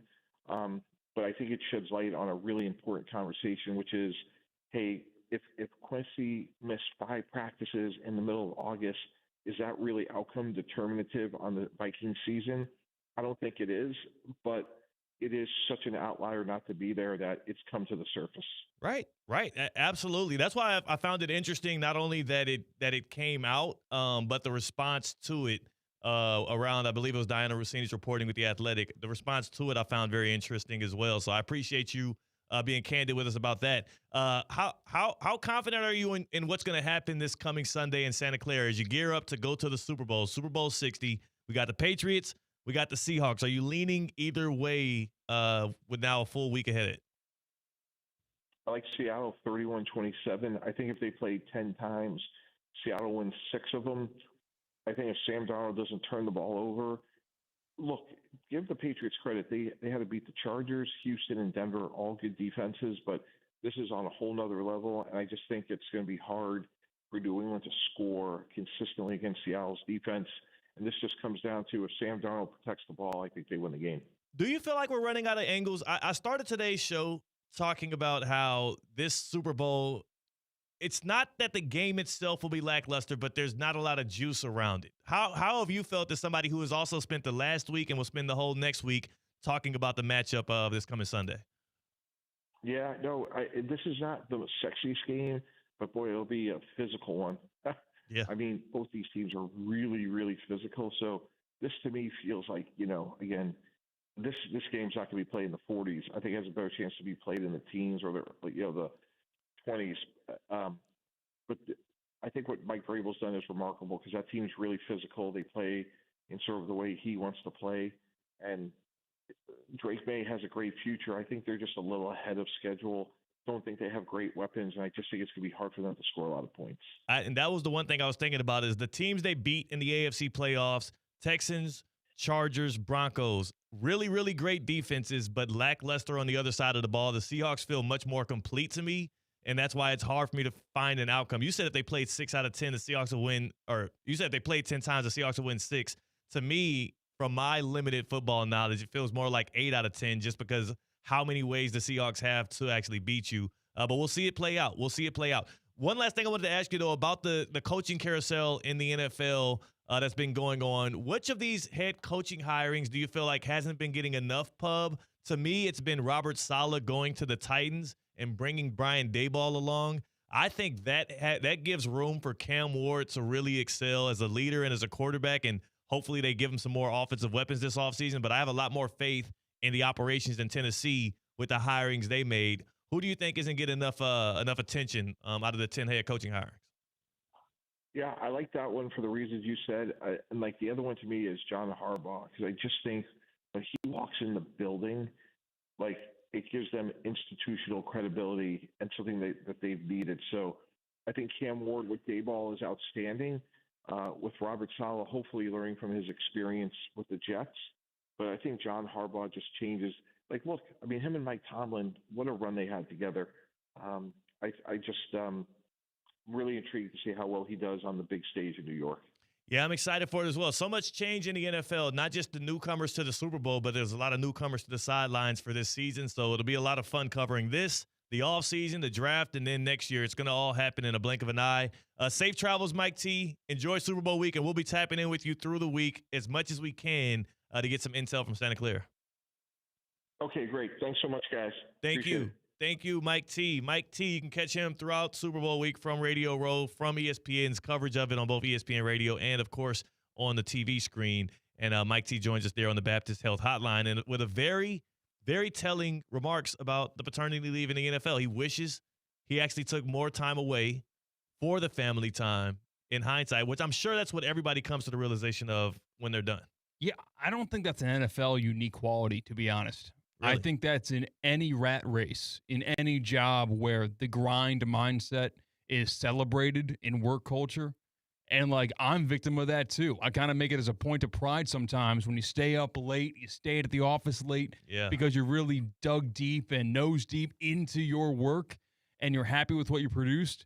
And then at the end of the day, you kind of get home. You never saw sunlight that day. I think that's relatable for any place of business. I truly do. It actually is. It actually is. And take it from Mike T, take it from C-Katt. Hey, spend more time at home. All right, appreciate those moments at home. Mm-hmm. Give it some priority. Or you can also spend time outside of work at a Duffy Sports Grill. How about that? Of course. How If you about don't that? want to go home, you can celebrate your life outside of work, not at home, too. Yeah, nobody's going to knock you for that. Nobody's going to knock you for pulling up to a Duffy's, especially if you're pulling up this weekend to Duffy's, because the next best thing to being at the big game is being at the Duffy's Big Game Experience. That's right, at your local Duffy Sports Grill. You know it's big game I'm talking about. I'm not allowed to say it, but you know. I don't actually. You don't? Want to talk off air? You got to give me the lowdown. The big game this coming Sunday. Okay. There's a really big one happening. $25. That's all it takes to get you a guaranteed front row seat at a Duffy's with a free welcome drink, stadium-style snacks, a $10 coupon for your next visit, and exclusive big game giveaways, and automatic entry into our halftime raffle. That's the clues I can give you. It's a big game. It's on Sunday, and there's a halftime to it.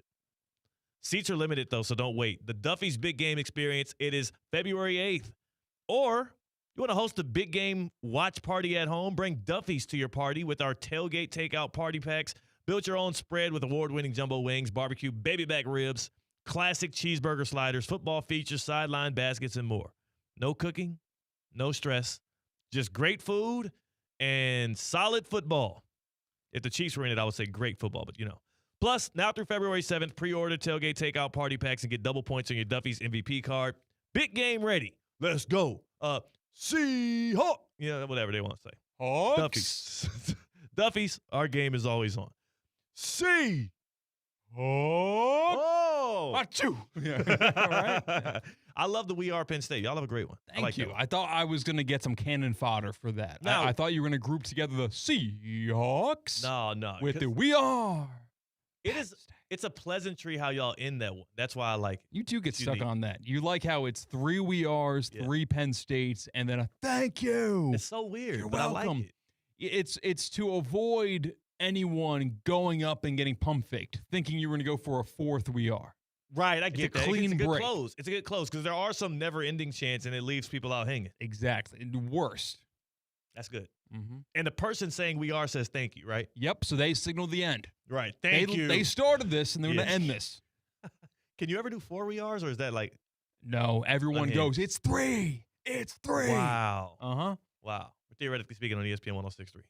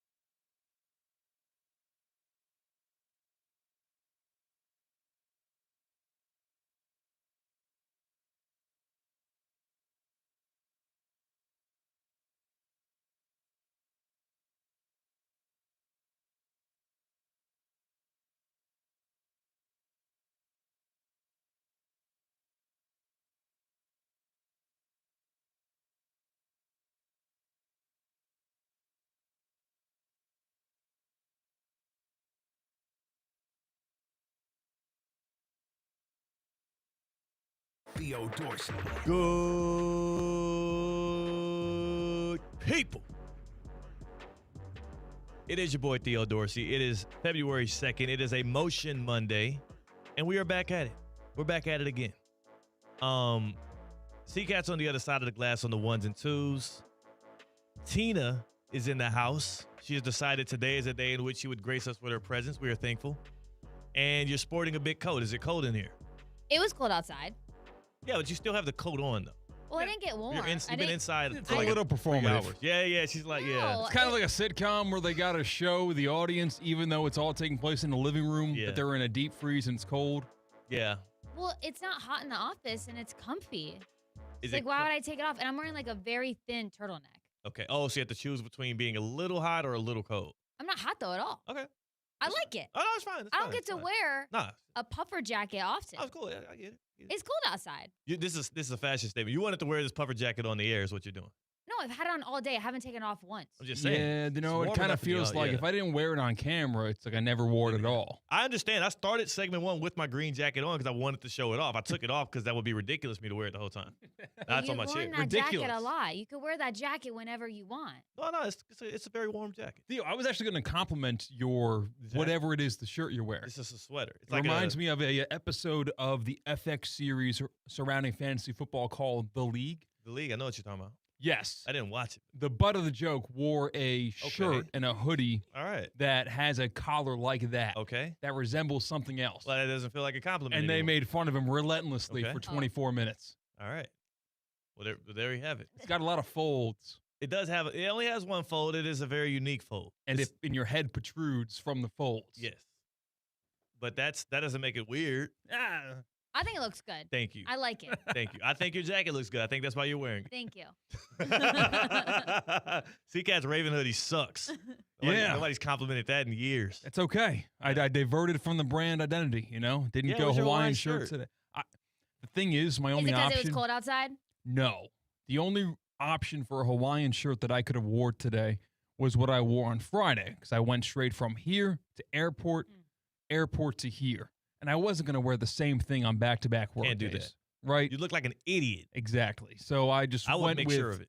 I went with Ravens like hoodie / shirt because it's not the thickness of a hoodie or a one of those type of things. Yeah. But it's the thickness of a t-shirt.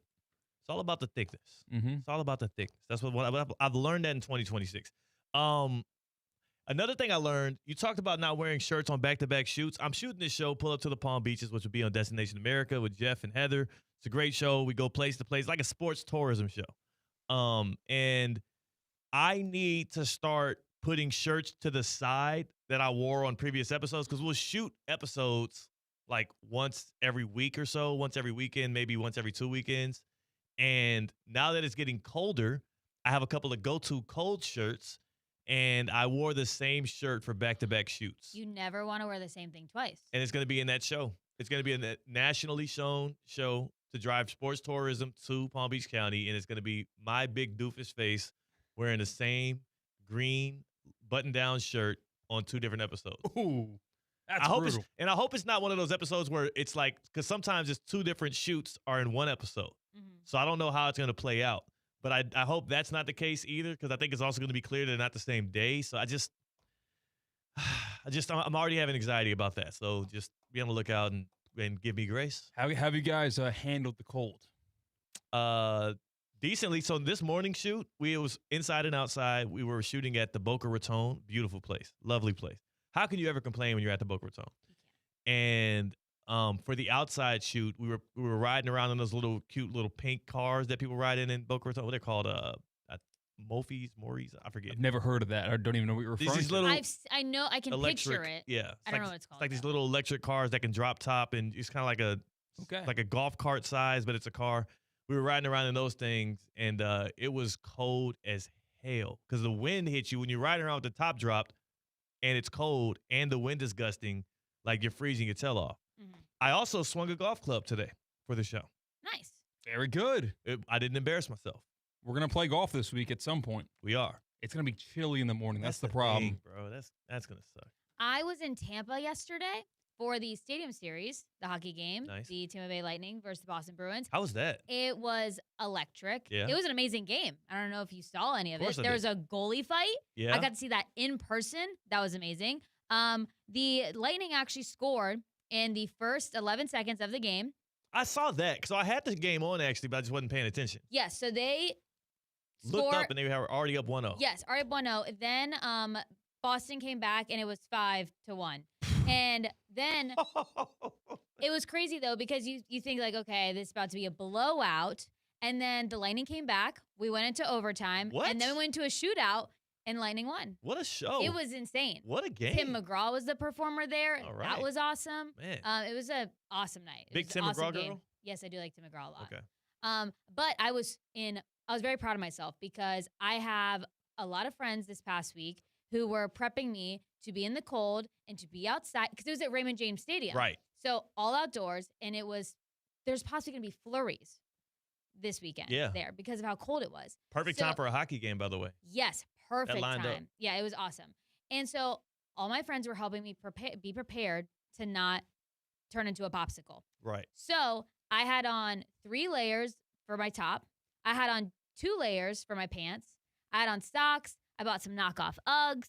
I had on a beanie, and I was very warm, and I wasn't cold at all. That's nice. I had some hand warmers. I brought in like a 10-pack of hand warmers, and I passed them out to everyone I was with. Thoughtful. And we even opened up some new ones throughout the night because it ended up being like a very long game. Oh, you talking about the ones? You talking about the little balls that like the hot hands? Yeah, the hot hands. Yeah, where you can shake. Yeah, yo, those things work. Yes, they do. I was put about some to say- in my shoes at the end of the night. I was just about to complain about them. I thought we haven't evolved technology-wise far enough. They get too hot? They just aren't good enough. Oh, they don't last long enough for you. No. Bro, the ones we had them at the back when it was the Reggie Jackson celebrity golf outing 2 years ago, I believe, at the Floridian. That was when I was introduced to hot hands, and I threw them things in my pocket, in my little jacket pocket. I think it was Courtney that got them for us, MC here, and it was euphoric. Really? Yeah. It was They crazy get hot. to me. Yeah, because you lose so much heat in your hands, and when you reach in your pockets and it's like a little steamer in there, I was like, oh my. You feel like a quarterback? Yes. I legit thought, and I was around a bunch of NFL greats too. So I had an interview with T.O. and my hands were in my pocket. I thought I was Donovan McNabb. They were amazing. TSA does not take lightly to those hand warmers, as I have discovered. Like when I was flying with those, they had my bag for a long time. So I think that sometimes they just like messing with people, man. You know what's crazy? You know, all right, so if you're going through TSA, you put your bag through, you walk through. Yeah. Hope you took your belt off, or else you get flagged like I do every single time. They frisk you, whatever. And then you look at your bag at the other side of the glass, and then it stops. And this bag can either continue on, you pick up your things and go, or it gets rerouted away from you further behind that pane Right, of glass that's a bad so feeling. they can look through it again because something got They're flagged. going to have their way with you. My hot hands, my hand warmers that I put in my bag for my trip to Turkey like 3 months ago get flagged every single time. Damn. And I still haven't taken them out of the bag. That's weird. And yeah, that thing stuck in the purgatory mode where it wasn't shifted all the way away from me. It was there for 5 whole minutes. Ugh. It backed up everybody else behind me. sucks. It just stayed there because they were not sure. And it was like an NFL review at that moment. It's like, if you're going to wait that long, it better be a reversal. Yeah. Like, you better take it to the back and take some time. You can't hold up the line this long not to get your hands dirty and truly check on the hot hands. You wanted to get strip searched, didn't you? No. Okay. I wanted my bag to get strip searched. Okay. And they never did. It was like, honestly, like, if it was someone else's bag that you radar checked it for 5 minutes, it's a long time. Yeah. I want you to open it at least. You want to at least see, yeah, like, come on. Like, I need exactly. to be vindicated. No. I I just gave my bag, and I almost was, I was early for my flight, so it didn't matter. My only issue when it comes to the TSA thing is when I don't like getting felt up. I don't like getting felt up. Even the back of the hand, that doesn't bother you? It bothers me. I think it bothers me because it feels aggressive. It feels like you could have got the job done without, getting a handful or getting all up in, like, it's aggressive. They do it at clubs sometimes and at TSA. Those are the only 2 places in my life where I felt fondled. I might make a list.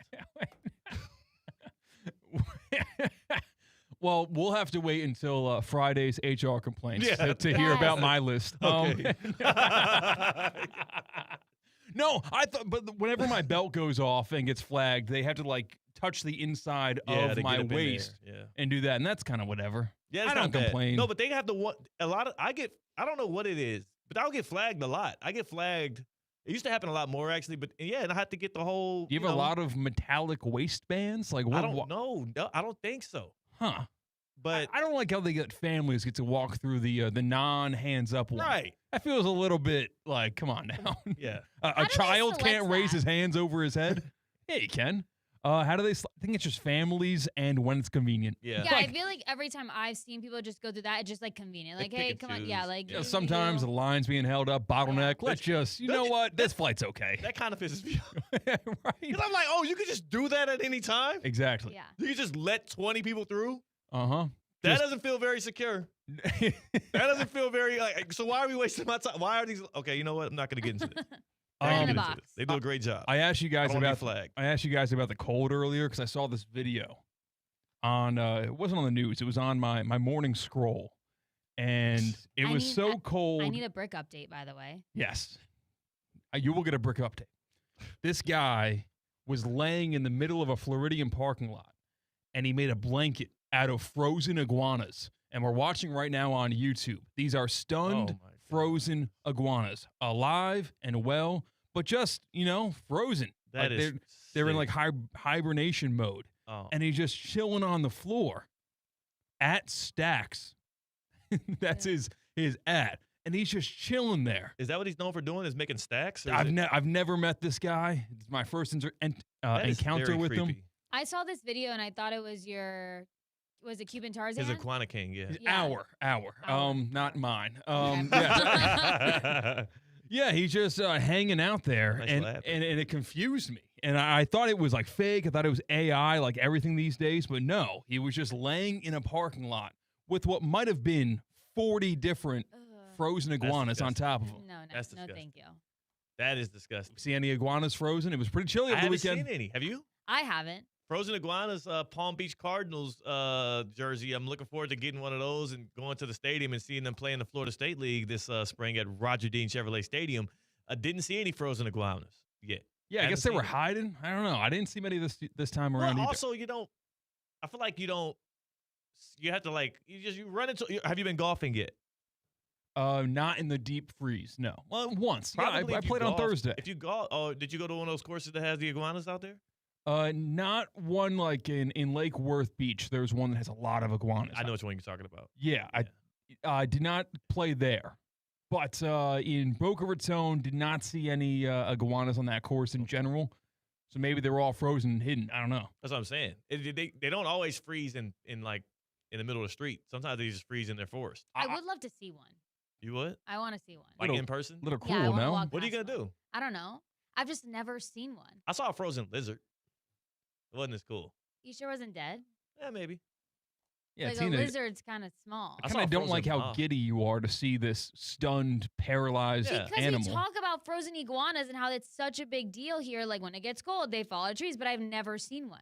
I feel like it'd be You've lived in Florida your whole life too. Yeah, and a bigger deal to see it fall. That would be Would crazy. that That's be the crazy? sensation. Because like that's like on the news, it's like a frozen iguana warning where you might be under attack of just these thuds from trees that are overhanging roads. I wonder if it hurts a That little would bit. take me out, I think. Like a person or like the actual iguana? Well, both, I guess. I don't care. I mean, I don't care as much about the. I think the iguana survives it pretty well, obviously. Yeah, they're falling from trees already.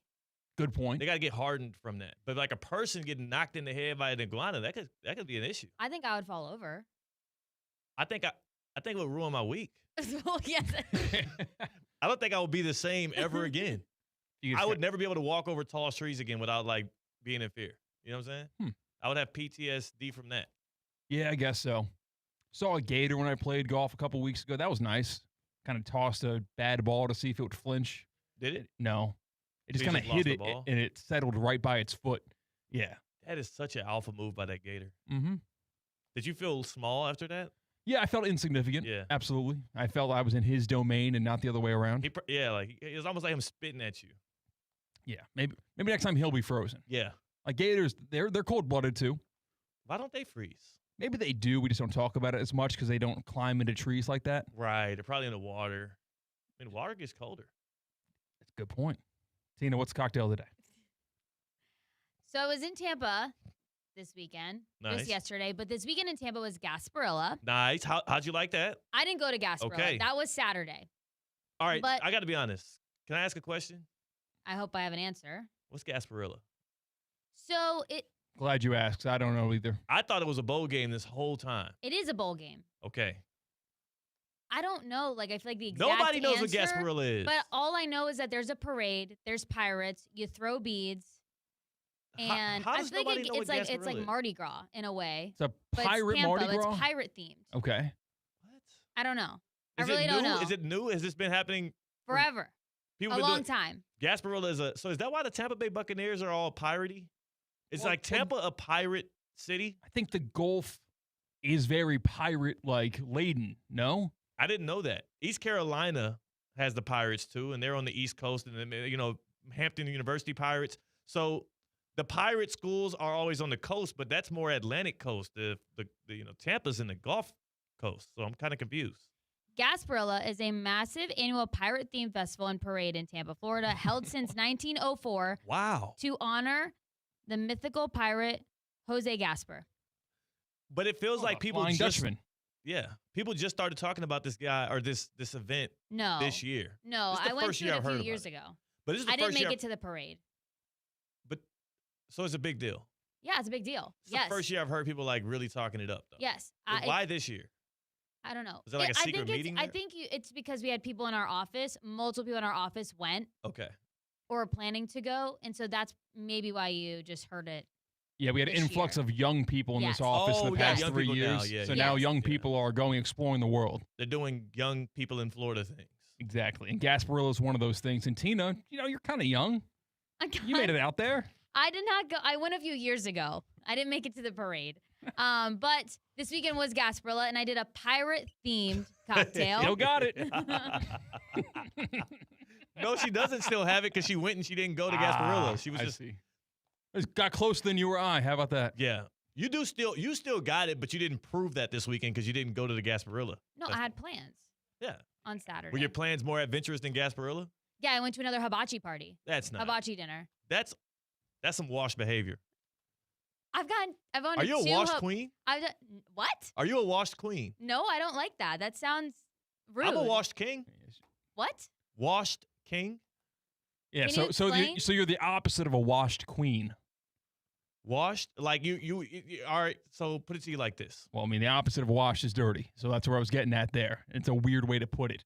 But so you're in Yeah, your not prime dirty. still. You still feel like you're out there with the young guns. No way. Okay, so you're a washed queen. Okay, Yeah. okay, Like fine, LeBron yes. is a washed king. Okay, fine. I like it. It sounded rude at first. It sounds It was- rude. it was kind of. Yeah. Have I ever been rude? Think about the perspective here. I don't say rude things. Like calling a franchise bald and saying bald people don't have any reason to live.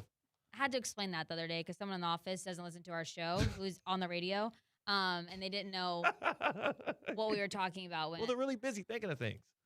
I hope so. Let's get Was to it- my cocktail. Was it Scottie Pippen? Was it Pippen? Or was it J.R. Smith? It wasn't J.R. Smith. Okay. Please That don't was let a it be fun Scottie Pippen. that was a fun conversation Come on, man. on Friday. All right. So we're thinking something tropical. We're thinking something pirate themed. Ahoy, matey. There's got to be grapefruit in it. Somebody told me to branch out, go to Tampa sometime. I'll love it. I've been to Tampa. I just haven't been to Gasparilla. But yeah, what's the cocktail? Shipwreck. All right. You don't seem excited about this cocktail. Well, we introduced it 3 minutes ago, and then we got into calling me a washed queen that I still feel like is an insult. It's not an insult. When you're a washed queen or a washed king, you are just above those festivities and activities because you can't get it. You don't get down like that no more. I can't be hungover anymore. Like, Yeah, I'm just stuck in bed. that's washed queen behavior. Everything you're I can saying still is. have fun. I know you still have fun We as just a pick washed and queen. choose our fun. Yes, you choose more deliberately. Yes. A lot of Scrabble. Yeah, pick your spots. No Scrabble. Shipwreck. Coconut rum, dark rum, melon liqueur, and pineapple juice. Nice. Yeah, that's right up my alley. Yeah, that sounds pretty good. That is the Christian Cat cocktail du jour. You're a big rum guy. Yeah. I mean, like if I'm not drinking my trusty hard cider, you go straight for a fruit-flavored rum drink. Okay. That's pretty much halfback dive, just every single time, reliable, and I will go to town on that. There's got to be an umbrella in it or a pineapple garnish. Bonus points if it's served in the pineapple or in a coconut. Okay. Yeah. I've never had a drink in a pineapple or a coconut, but I'd like to one day. It's not that crazy of a thing to make happen for yourself. Did you see how nicely I transitioned that espresso? I did. You didn't even realize I did that, huh? I just did a little reset on it. Did it on beat. I'm musically inclined. I got a lot of musicians in my family. You do. Yeah. They're part of the show. Yeah. But you are athletically inclined because you kick it at F45. Yes, I do. 45-minute workout. You walk in. You don't have to think about, what am I doing today at the gym? They have it there for you. They have a trainer there to help you out if you need maybe some modifications. There are screens there in front of you to show you the exact workout and exercise that you need to do. Timers going on. We talked about music. Amazing playlist that they play at F45 Palm Beach Gardens. 45-minute workouts. You're in, you're out. You'll break a sweat. You stick with it. You will see the results. I've been doing it for about 3 years now, and I have seen the results. I love it. I'm obsessed with it. I pick and choose my days. Sometimes I want to go a little bit slower and do a strength day. Sometimes I need that cardio to break even more of a sweat, or hybrid days, a little bit of both. F45 Palm Beach Gardens. Check out their Instagram page for the specials that they've got going on. Or if you're trying to do high rocks, they do have high rocks classes at Palm Beach Gardens, F45, that you can do with them. Great group there. F45 Palm Beach Gardens. Chuck Cooper, Nat Cliff, and Errol Lloyd. We'll talk about the significance of those brothers with your Black History Month fact of the day on Emotion Monday on the other side. I'll give you that. That's Tina. That's C-Katt. It's your boy Theo Dorsey. It's Emotion Monday on Theoretically Speaking on ESPN 106.3. Live from the Anajar and Levine Accident Attorney Studios. Anajar and Levine Accident Attorneys. Call 1-800-747-FREE. This is ESPN 106.3. The Unlimited Auto Wash Clubs with 6 locations. Perfect for an occasional wash. Or enjoy unlimited inside and out washes starting at just $49.95 a month. UnlimitedAutoWashClub.com. Call 561-WASH-ME-TOO. Whether it's a clutch touchdown pass, a game-winning dunk, or an impressive dash to the finish, we want to highlight the best performance of the week. The winning performance will receive $500 courtesy of Baptist Health Orthopedic Care. Catch the biggest moments and winners all season long on ESPN 106.3 and ESPN West Palm Play. Nominate them today by emailing highschool@espnwestpalm.com. Baptist Health Orthopedic Care. Welcome to being treated like a pro. A resort destination beyond compare, yet conveniently close to home. The Breakers Palm Beach offers everything you desire with the service you deserve in a breathtaking oceanfront setting. Immerse yourself in unparalleled seaside glamour and enjoy all the Breakers has to offer as you create lasting memories with those who matter most. The best part, you don't have to travel far to feel worlds away. Visit thebreakers.com or call 1-800-BREAKERS today. West Palm Beach, get ready. Car buying just got a whole lot better at Greenway Kia West Palm Beach. We're open at 7 a.m. Shop early, beat the crowds, and stay on your schedule. Prefer a female sales professional? Just ask. Our experienced women make sure you feel comfortable and confident every step of the way. Every new Kia comes with full invoice pricing, the real numbers right up front. No games, no surprises. No time to come in? We bring the test drive to you. Greenway Kia West Palm Beach. Open early, priced right, built around you. This is the Delray Beach Open, the ultimate tennis party. Don't miss today's top professional tennis stars and legends in downtown Delray Beach. February 13th through the 22nd. It's 10 days of 140 miles per hour aces, parties, and all the good vibes. Come for the non-stop action on and off the court. Snap pics and post memories at the DBO. Join us for a jam-packed week of ATP tennis matches where champions play and fans party. DelrayBeachOpen.com for info. Tickets on sale now. Hi, I'm Michael Manzo, owner and founder of Manzo's Italian Deli, and Stop, Dad. After 20 years, people are tired of hearing your voice. Yeah, and your lame-ass commercials. Fresh prosciutto, mozzarella, outstanding. Oh, please. There's only one reason Manzo's is voted #1 deli in Palm Beach County for 20 years. our mother. She makes sure you prepare everything from scratch using only the freshest ingredients. Manso's Italian Deli is located on Palm Beach Lakes Boulevard, right next to Rain Dancers. Is that a strip club? No, it's a steakhouse. Manso's is open weekdays from 8 to 5 and offers free delivery. So stop by or call 697-9411. That's 697-9411. We also specialize in hot and cold catering for corporate functions and special events. Just ask anyone who was at my last birthday party.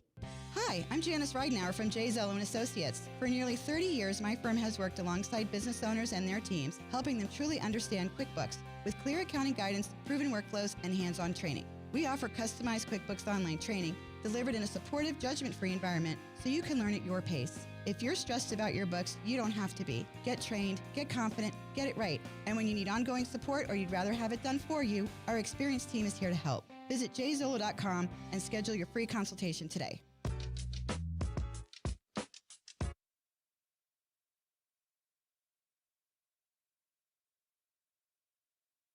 Live from the Anajar and Levine Accident Attorney Studios, Theo Dorsey is theoretically speaking.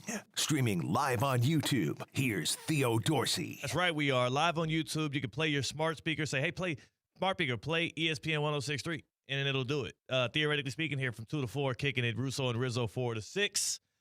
Always bringing the vibes. Always bringing the vibes here on Emotion Monday as we gear up for a Super Bowl showdown. It's going to be a lot of fun. Seahawks and Patriots. You got your plans locked down, Tina? Oh, man. Yes, No, I you don't. think so. You don't.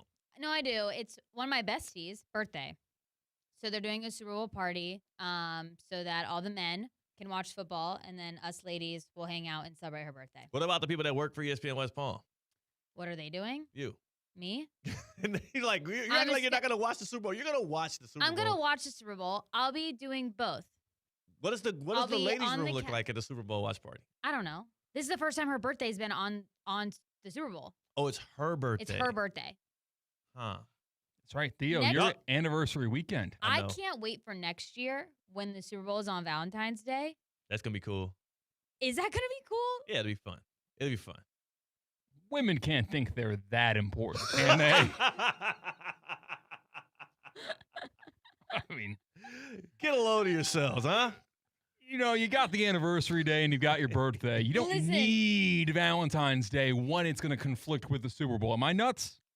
Here's another thing I would say about Valentine's Day. It just feels like it's like, hey, man. I'm not going to say it. I'm not going to get in trouble. Let's just say this. Okay, actually going to dinner on Valentine's Day isn't fun. It's packed, so here's a great way to just think ahead, be proactive, and already be planning to do something that Saturday before or that Friday. Yeah. Let's do a Super Bowl watch party on a boat for Valentine's Day next year. Theo, can you tell me what you were going to say into the mic but didn't want to? Because I'll say it as if I'm you. No. And it'll be me that'll take the fall for it. Do you think Valentine's is like a joke holiday? I love Valentine's Day. I love Yeah. love. I feel like it's just ancient. It's just I feel like at one point it did, but now you can show your love 365 days a year. You should show your love All all right, the time. I'll say it. It feels like a kind of just like a childish holiday. Like a little goofy ass holiday to me. Yes. Now, I don't say that as me. I believe it's the best day in the world. My wife really loves Valentine's Day, if you can't tell by my trepidation around how I actually feel about the day. I just feel like it's just goofy. It's just like, juvenile. It's very juvenile to me. You're not saying this, I'm saying this. Yes, you're saying it is this. very, I feel like it is kind of juvenile, the Valentine's Day, like candies. Will you be my Valentine? Right. Look I feel like there's a point why we do it in elementary schools and middle school. If it was really real about love, Yeah. I feel like you wouldn't do it that young. And it's just kind of a jokey thing. It's just a joke. It's very frivolous. It's a very frivolous holiday. Now, I do believe my wife is busy right now, so she'll never know I said this publicly. But you all know my true feelings. You good people. And then Wow. you two here. Don't tell her that. Okay. I feel like Tina, you love Valentine's Day. I do love Valentine's Day. I think it matters. But you have a girlish wonder to you, like a boy like you're very, not immature, but very in tune with your inner child. Why do I feel like you're insulting That's me not today? an insult. That's not an insult. See, you're saying Tina's both washed and in tune with her child self. So she's having the worst of both worlds. Theo's never been mean to me. This is not so he's taking out mean. all in one day. Yeah, This is not mean. Yeah, you need to grow up and get out more. This is not meant to be mean. This is I'm kind of happy. Finally, the heat's off right. me I for was being gonna a say, jerk. like, now It's a I'm the good guy. day. Now this is not meant to be His mean. jacket's actually getting hot now. See, take the damn jacket off. She's trying to show off the turtleneck. You have the Steve Jobs turtleneck on. That is. I compared one of our teammates last week to The Rock, and she had on a turtleneck, that viral photo where he's in a black turtleneck with the belt, and I have the same thing on in blue jeans. So we It's could a also good fit. we could also compare me to that. The Rock. I think Valentine's Day matters only for people She's so angry right now. that are in year one of a relationship. Yeah. I think your first Valentine's Day matters, and if you're in a 9-month or greater, it dissipates from there. It does not matter. And I'm in one of those relationships where I do have to and need to prioritize Valentine's Day because my wife really loves it. So I'm going to keep on acting like it's a big deal, and we're going to have great times on Valentine's Day. But next year during the Super Bowl, we will have to have a discussion beforehand. So you're having 2 expensive meals in a 3-day span. Oh, I'm going broke. February sucks. What's the it's exact great. date of your It sucks for anniversary? my budget. The 9th. Okay, so you've got a 5-day buffer. Yeah. That's why I be working so hard in January. Trying to bounce back from December and get ready for February. Oh wow, you're out of dry January now, so I you're gonna am. booze it up. I am. How about that? I had a free Teddy little shindig at the house yesterday at 3. Little impromptu, come over, bring bottles, and let's get right. Yeah. I'm back. Wasn't that big affair, I guess. Tina, you invited? I was not invited. Oh, okay. Nice. Y'all, you weren't even in town. Both of y'all were out of town this weekend. A text wouldn't have hurt. A text what? Safe travels back? When did you get back in town yesterday? I got back in town. My flight landed at 11:45 a.m. This morning. Today, yeah. That's what I thought. And Tina, when did you get back in town? This morning. All right. So both of y'all hush. All right. You guys wouldn't have wanted to be there anyways because your boy was lit. Your boy was getting right. Yeah, it sounds like a horrible time. That's what I'm saying. That's what I'm saying, man. I was off the leash. Tina's already feeling offended by me. I'm like, hey, one thing to clear all of this up? A quick and easy Black History Month tidbit from Teddy. That's right. It's day 2 of Black History Month. It's day 1 of having Theoretically Speaking. And I was actually on the couch on Sunday with the homies, getting right, and we're watching the NBA. And the game that was on was Celtics versus Bucks. And no Giannis Antetokounmpo, hoping he gets traded this week to the Heat. We'll see.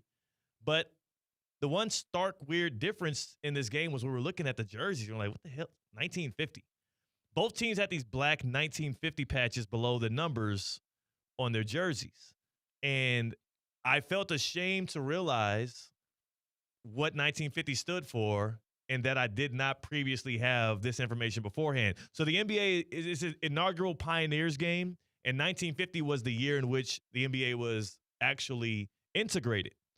Everybody knows when baseball was integrated. Everybody knows Jackie Robinson. People aren't as aware of what happened around the NBA in 1950. So three fellas. Chuck Cooper, who was drafted by the Celtics, first ever NBA player drafted, number 13 overall. Earl Lloyd to the Syracuse Nationals, number 101 overall. By the way, they were drafting a lot of dudes back in the day. 101 overall. That's a lot. That's a lot of guys that got picked before Earl Lloyd. And then you had Nat Sweetwater Clifton, who signed a contract from the Harlem Globetrotters into the NFL with the New York Knicks. 1950 was the year the NBA was integrated by those three fellas. And what's crazy about that is it's one of those things you never think about. If you think about first black player in the NBA, a lot of people probably would say Bill Russell because he was the first major name in it all. But before he was a Celtic, Chuck Cooper was the first person to get into the league. So that was intriguing to see. And I like that the NBA is now doing this Pioneer game. So every year on February 1, they're going to have a Pioneers game. And this year it tipped it off with the Celtics and the Bucks. Jaylen Brown went off. The Celtics won by a lot, but that was interesting to know. So that is your first Black History Month tidbit with Teddy here on Theoretically Speaking. 1950. where you kind of the smile got wiped off your face because the Celtics won by a lot? No, I knew they would win by a lot because the Bucks suck right now and there's no Giannis. But it shocked me kind of that the Celtics were the first team to do so. In fact, we do have do we have the sound, C-Katt? Yeah. All right, so this is from I want to say about 5 or 6 years ago. Chuck Cooper, who was with the Boston Celtics, played alongside was it Rick Barry? Bob Cousy. Bob Cousy. Okay. I'm getting all my people mixed up right now. Bob Cousy played alongside Chuck Berry back in the 50s for the Celtics, and he talked about, he reminisced on his times with Chuck on the Celtics, and they talked about a certain trip they made to the South to play in Charlotte, and when Bob Cousy realized just how real it could get for brothers who were crossing those racial lines back in the day.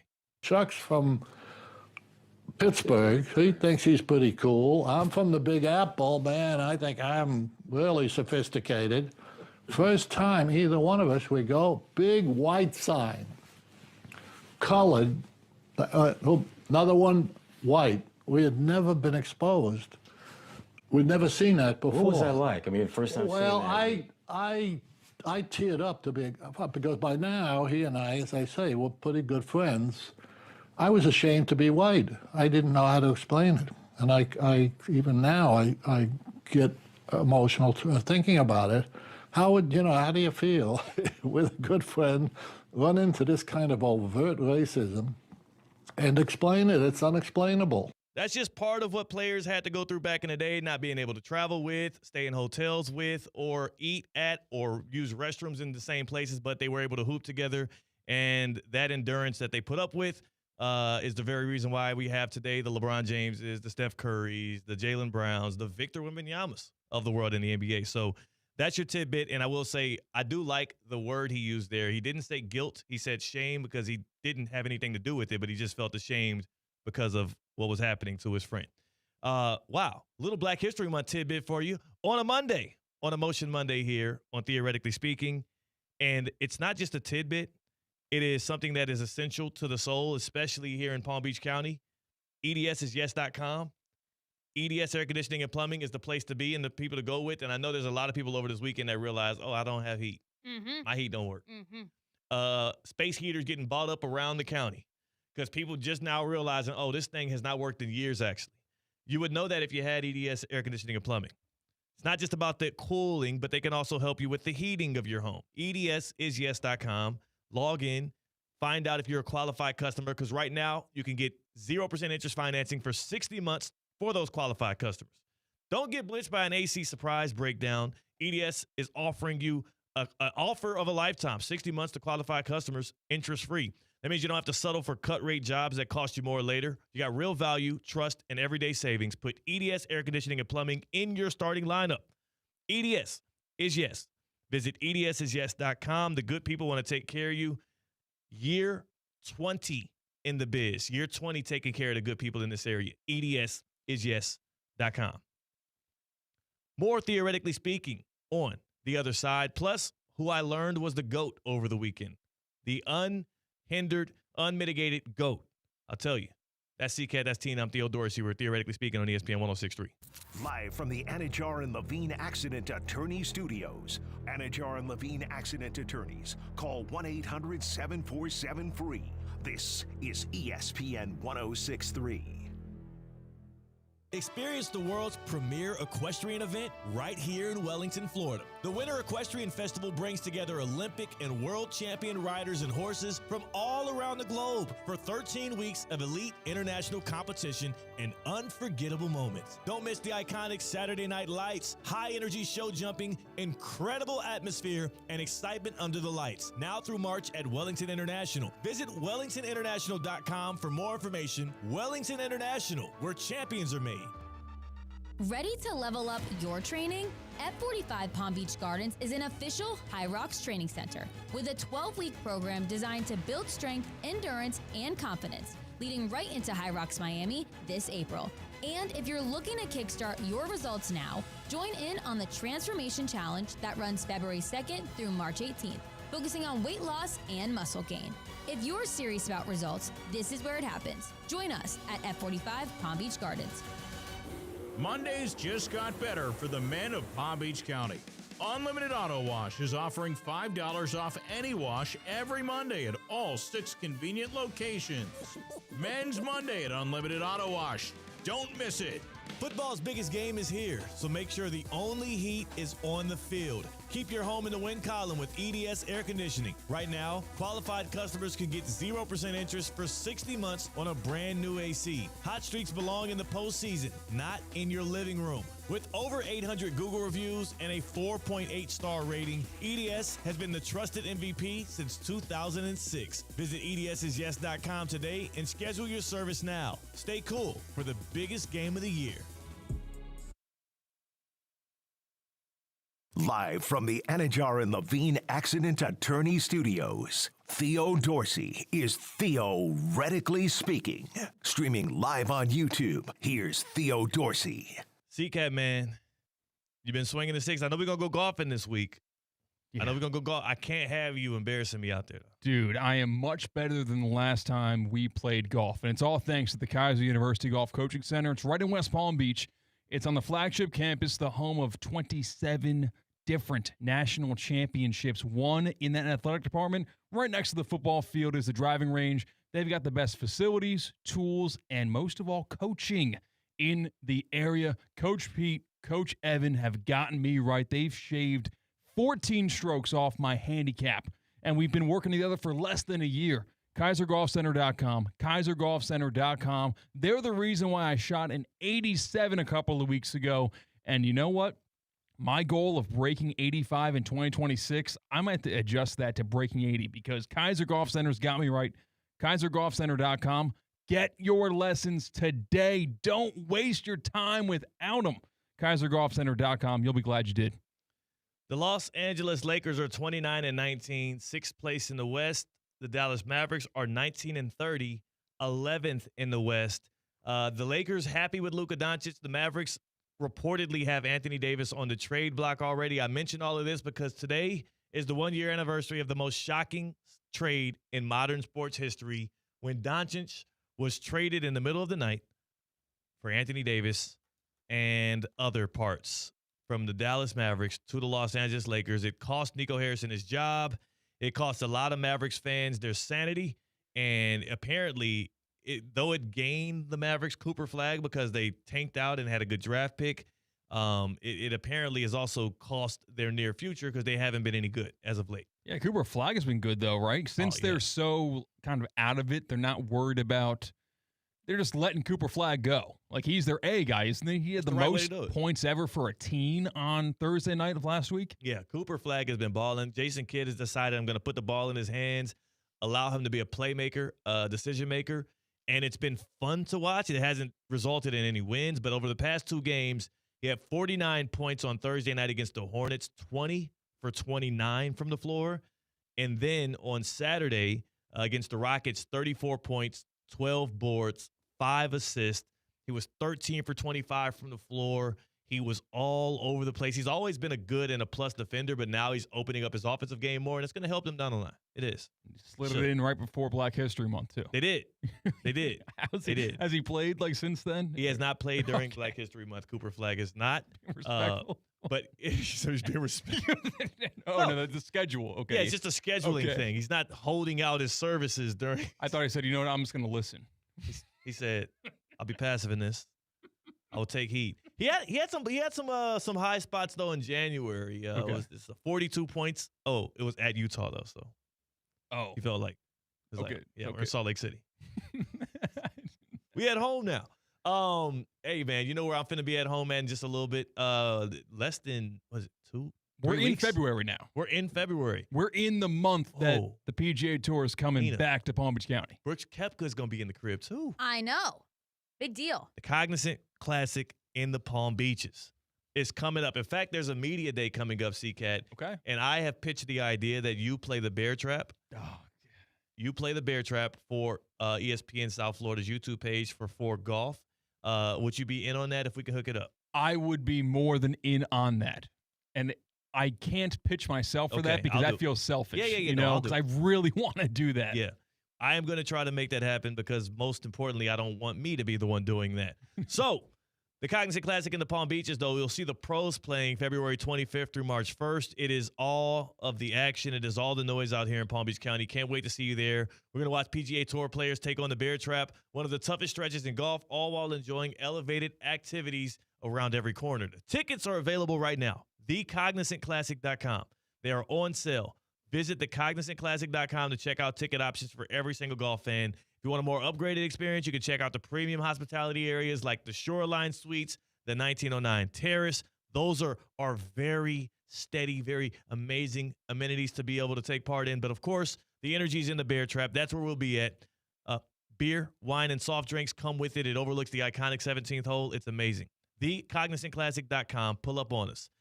Russo and Rizzo is next right here on ESPN 106.3. Go in love, go in peace, go enjoy.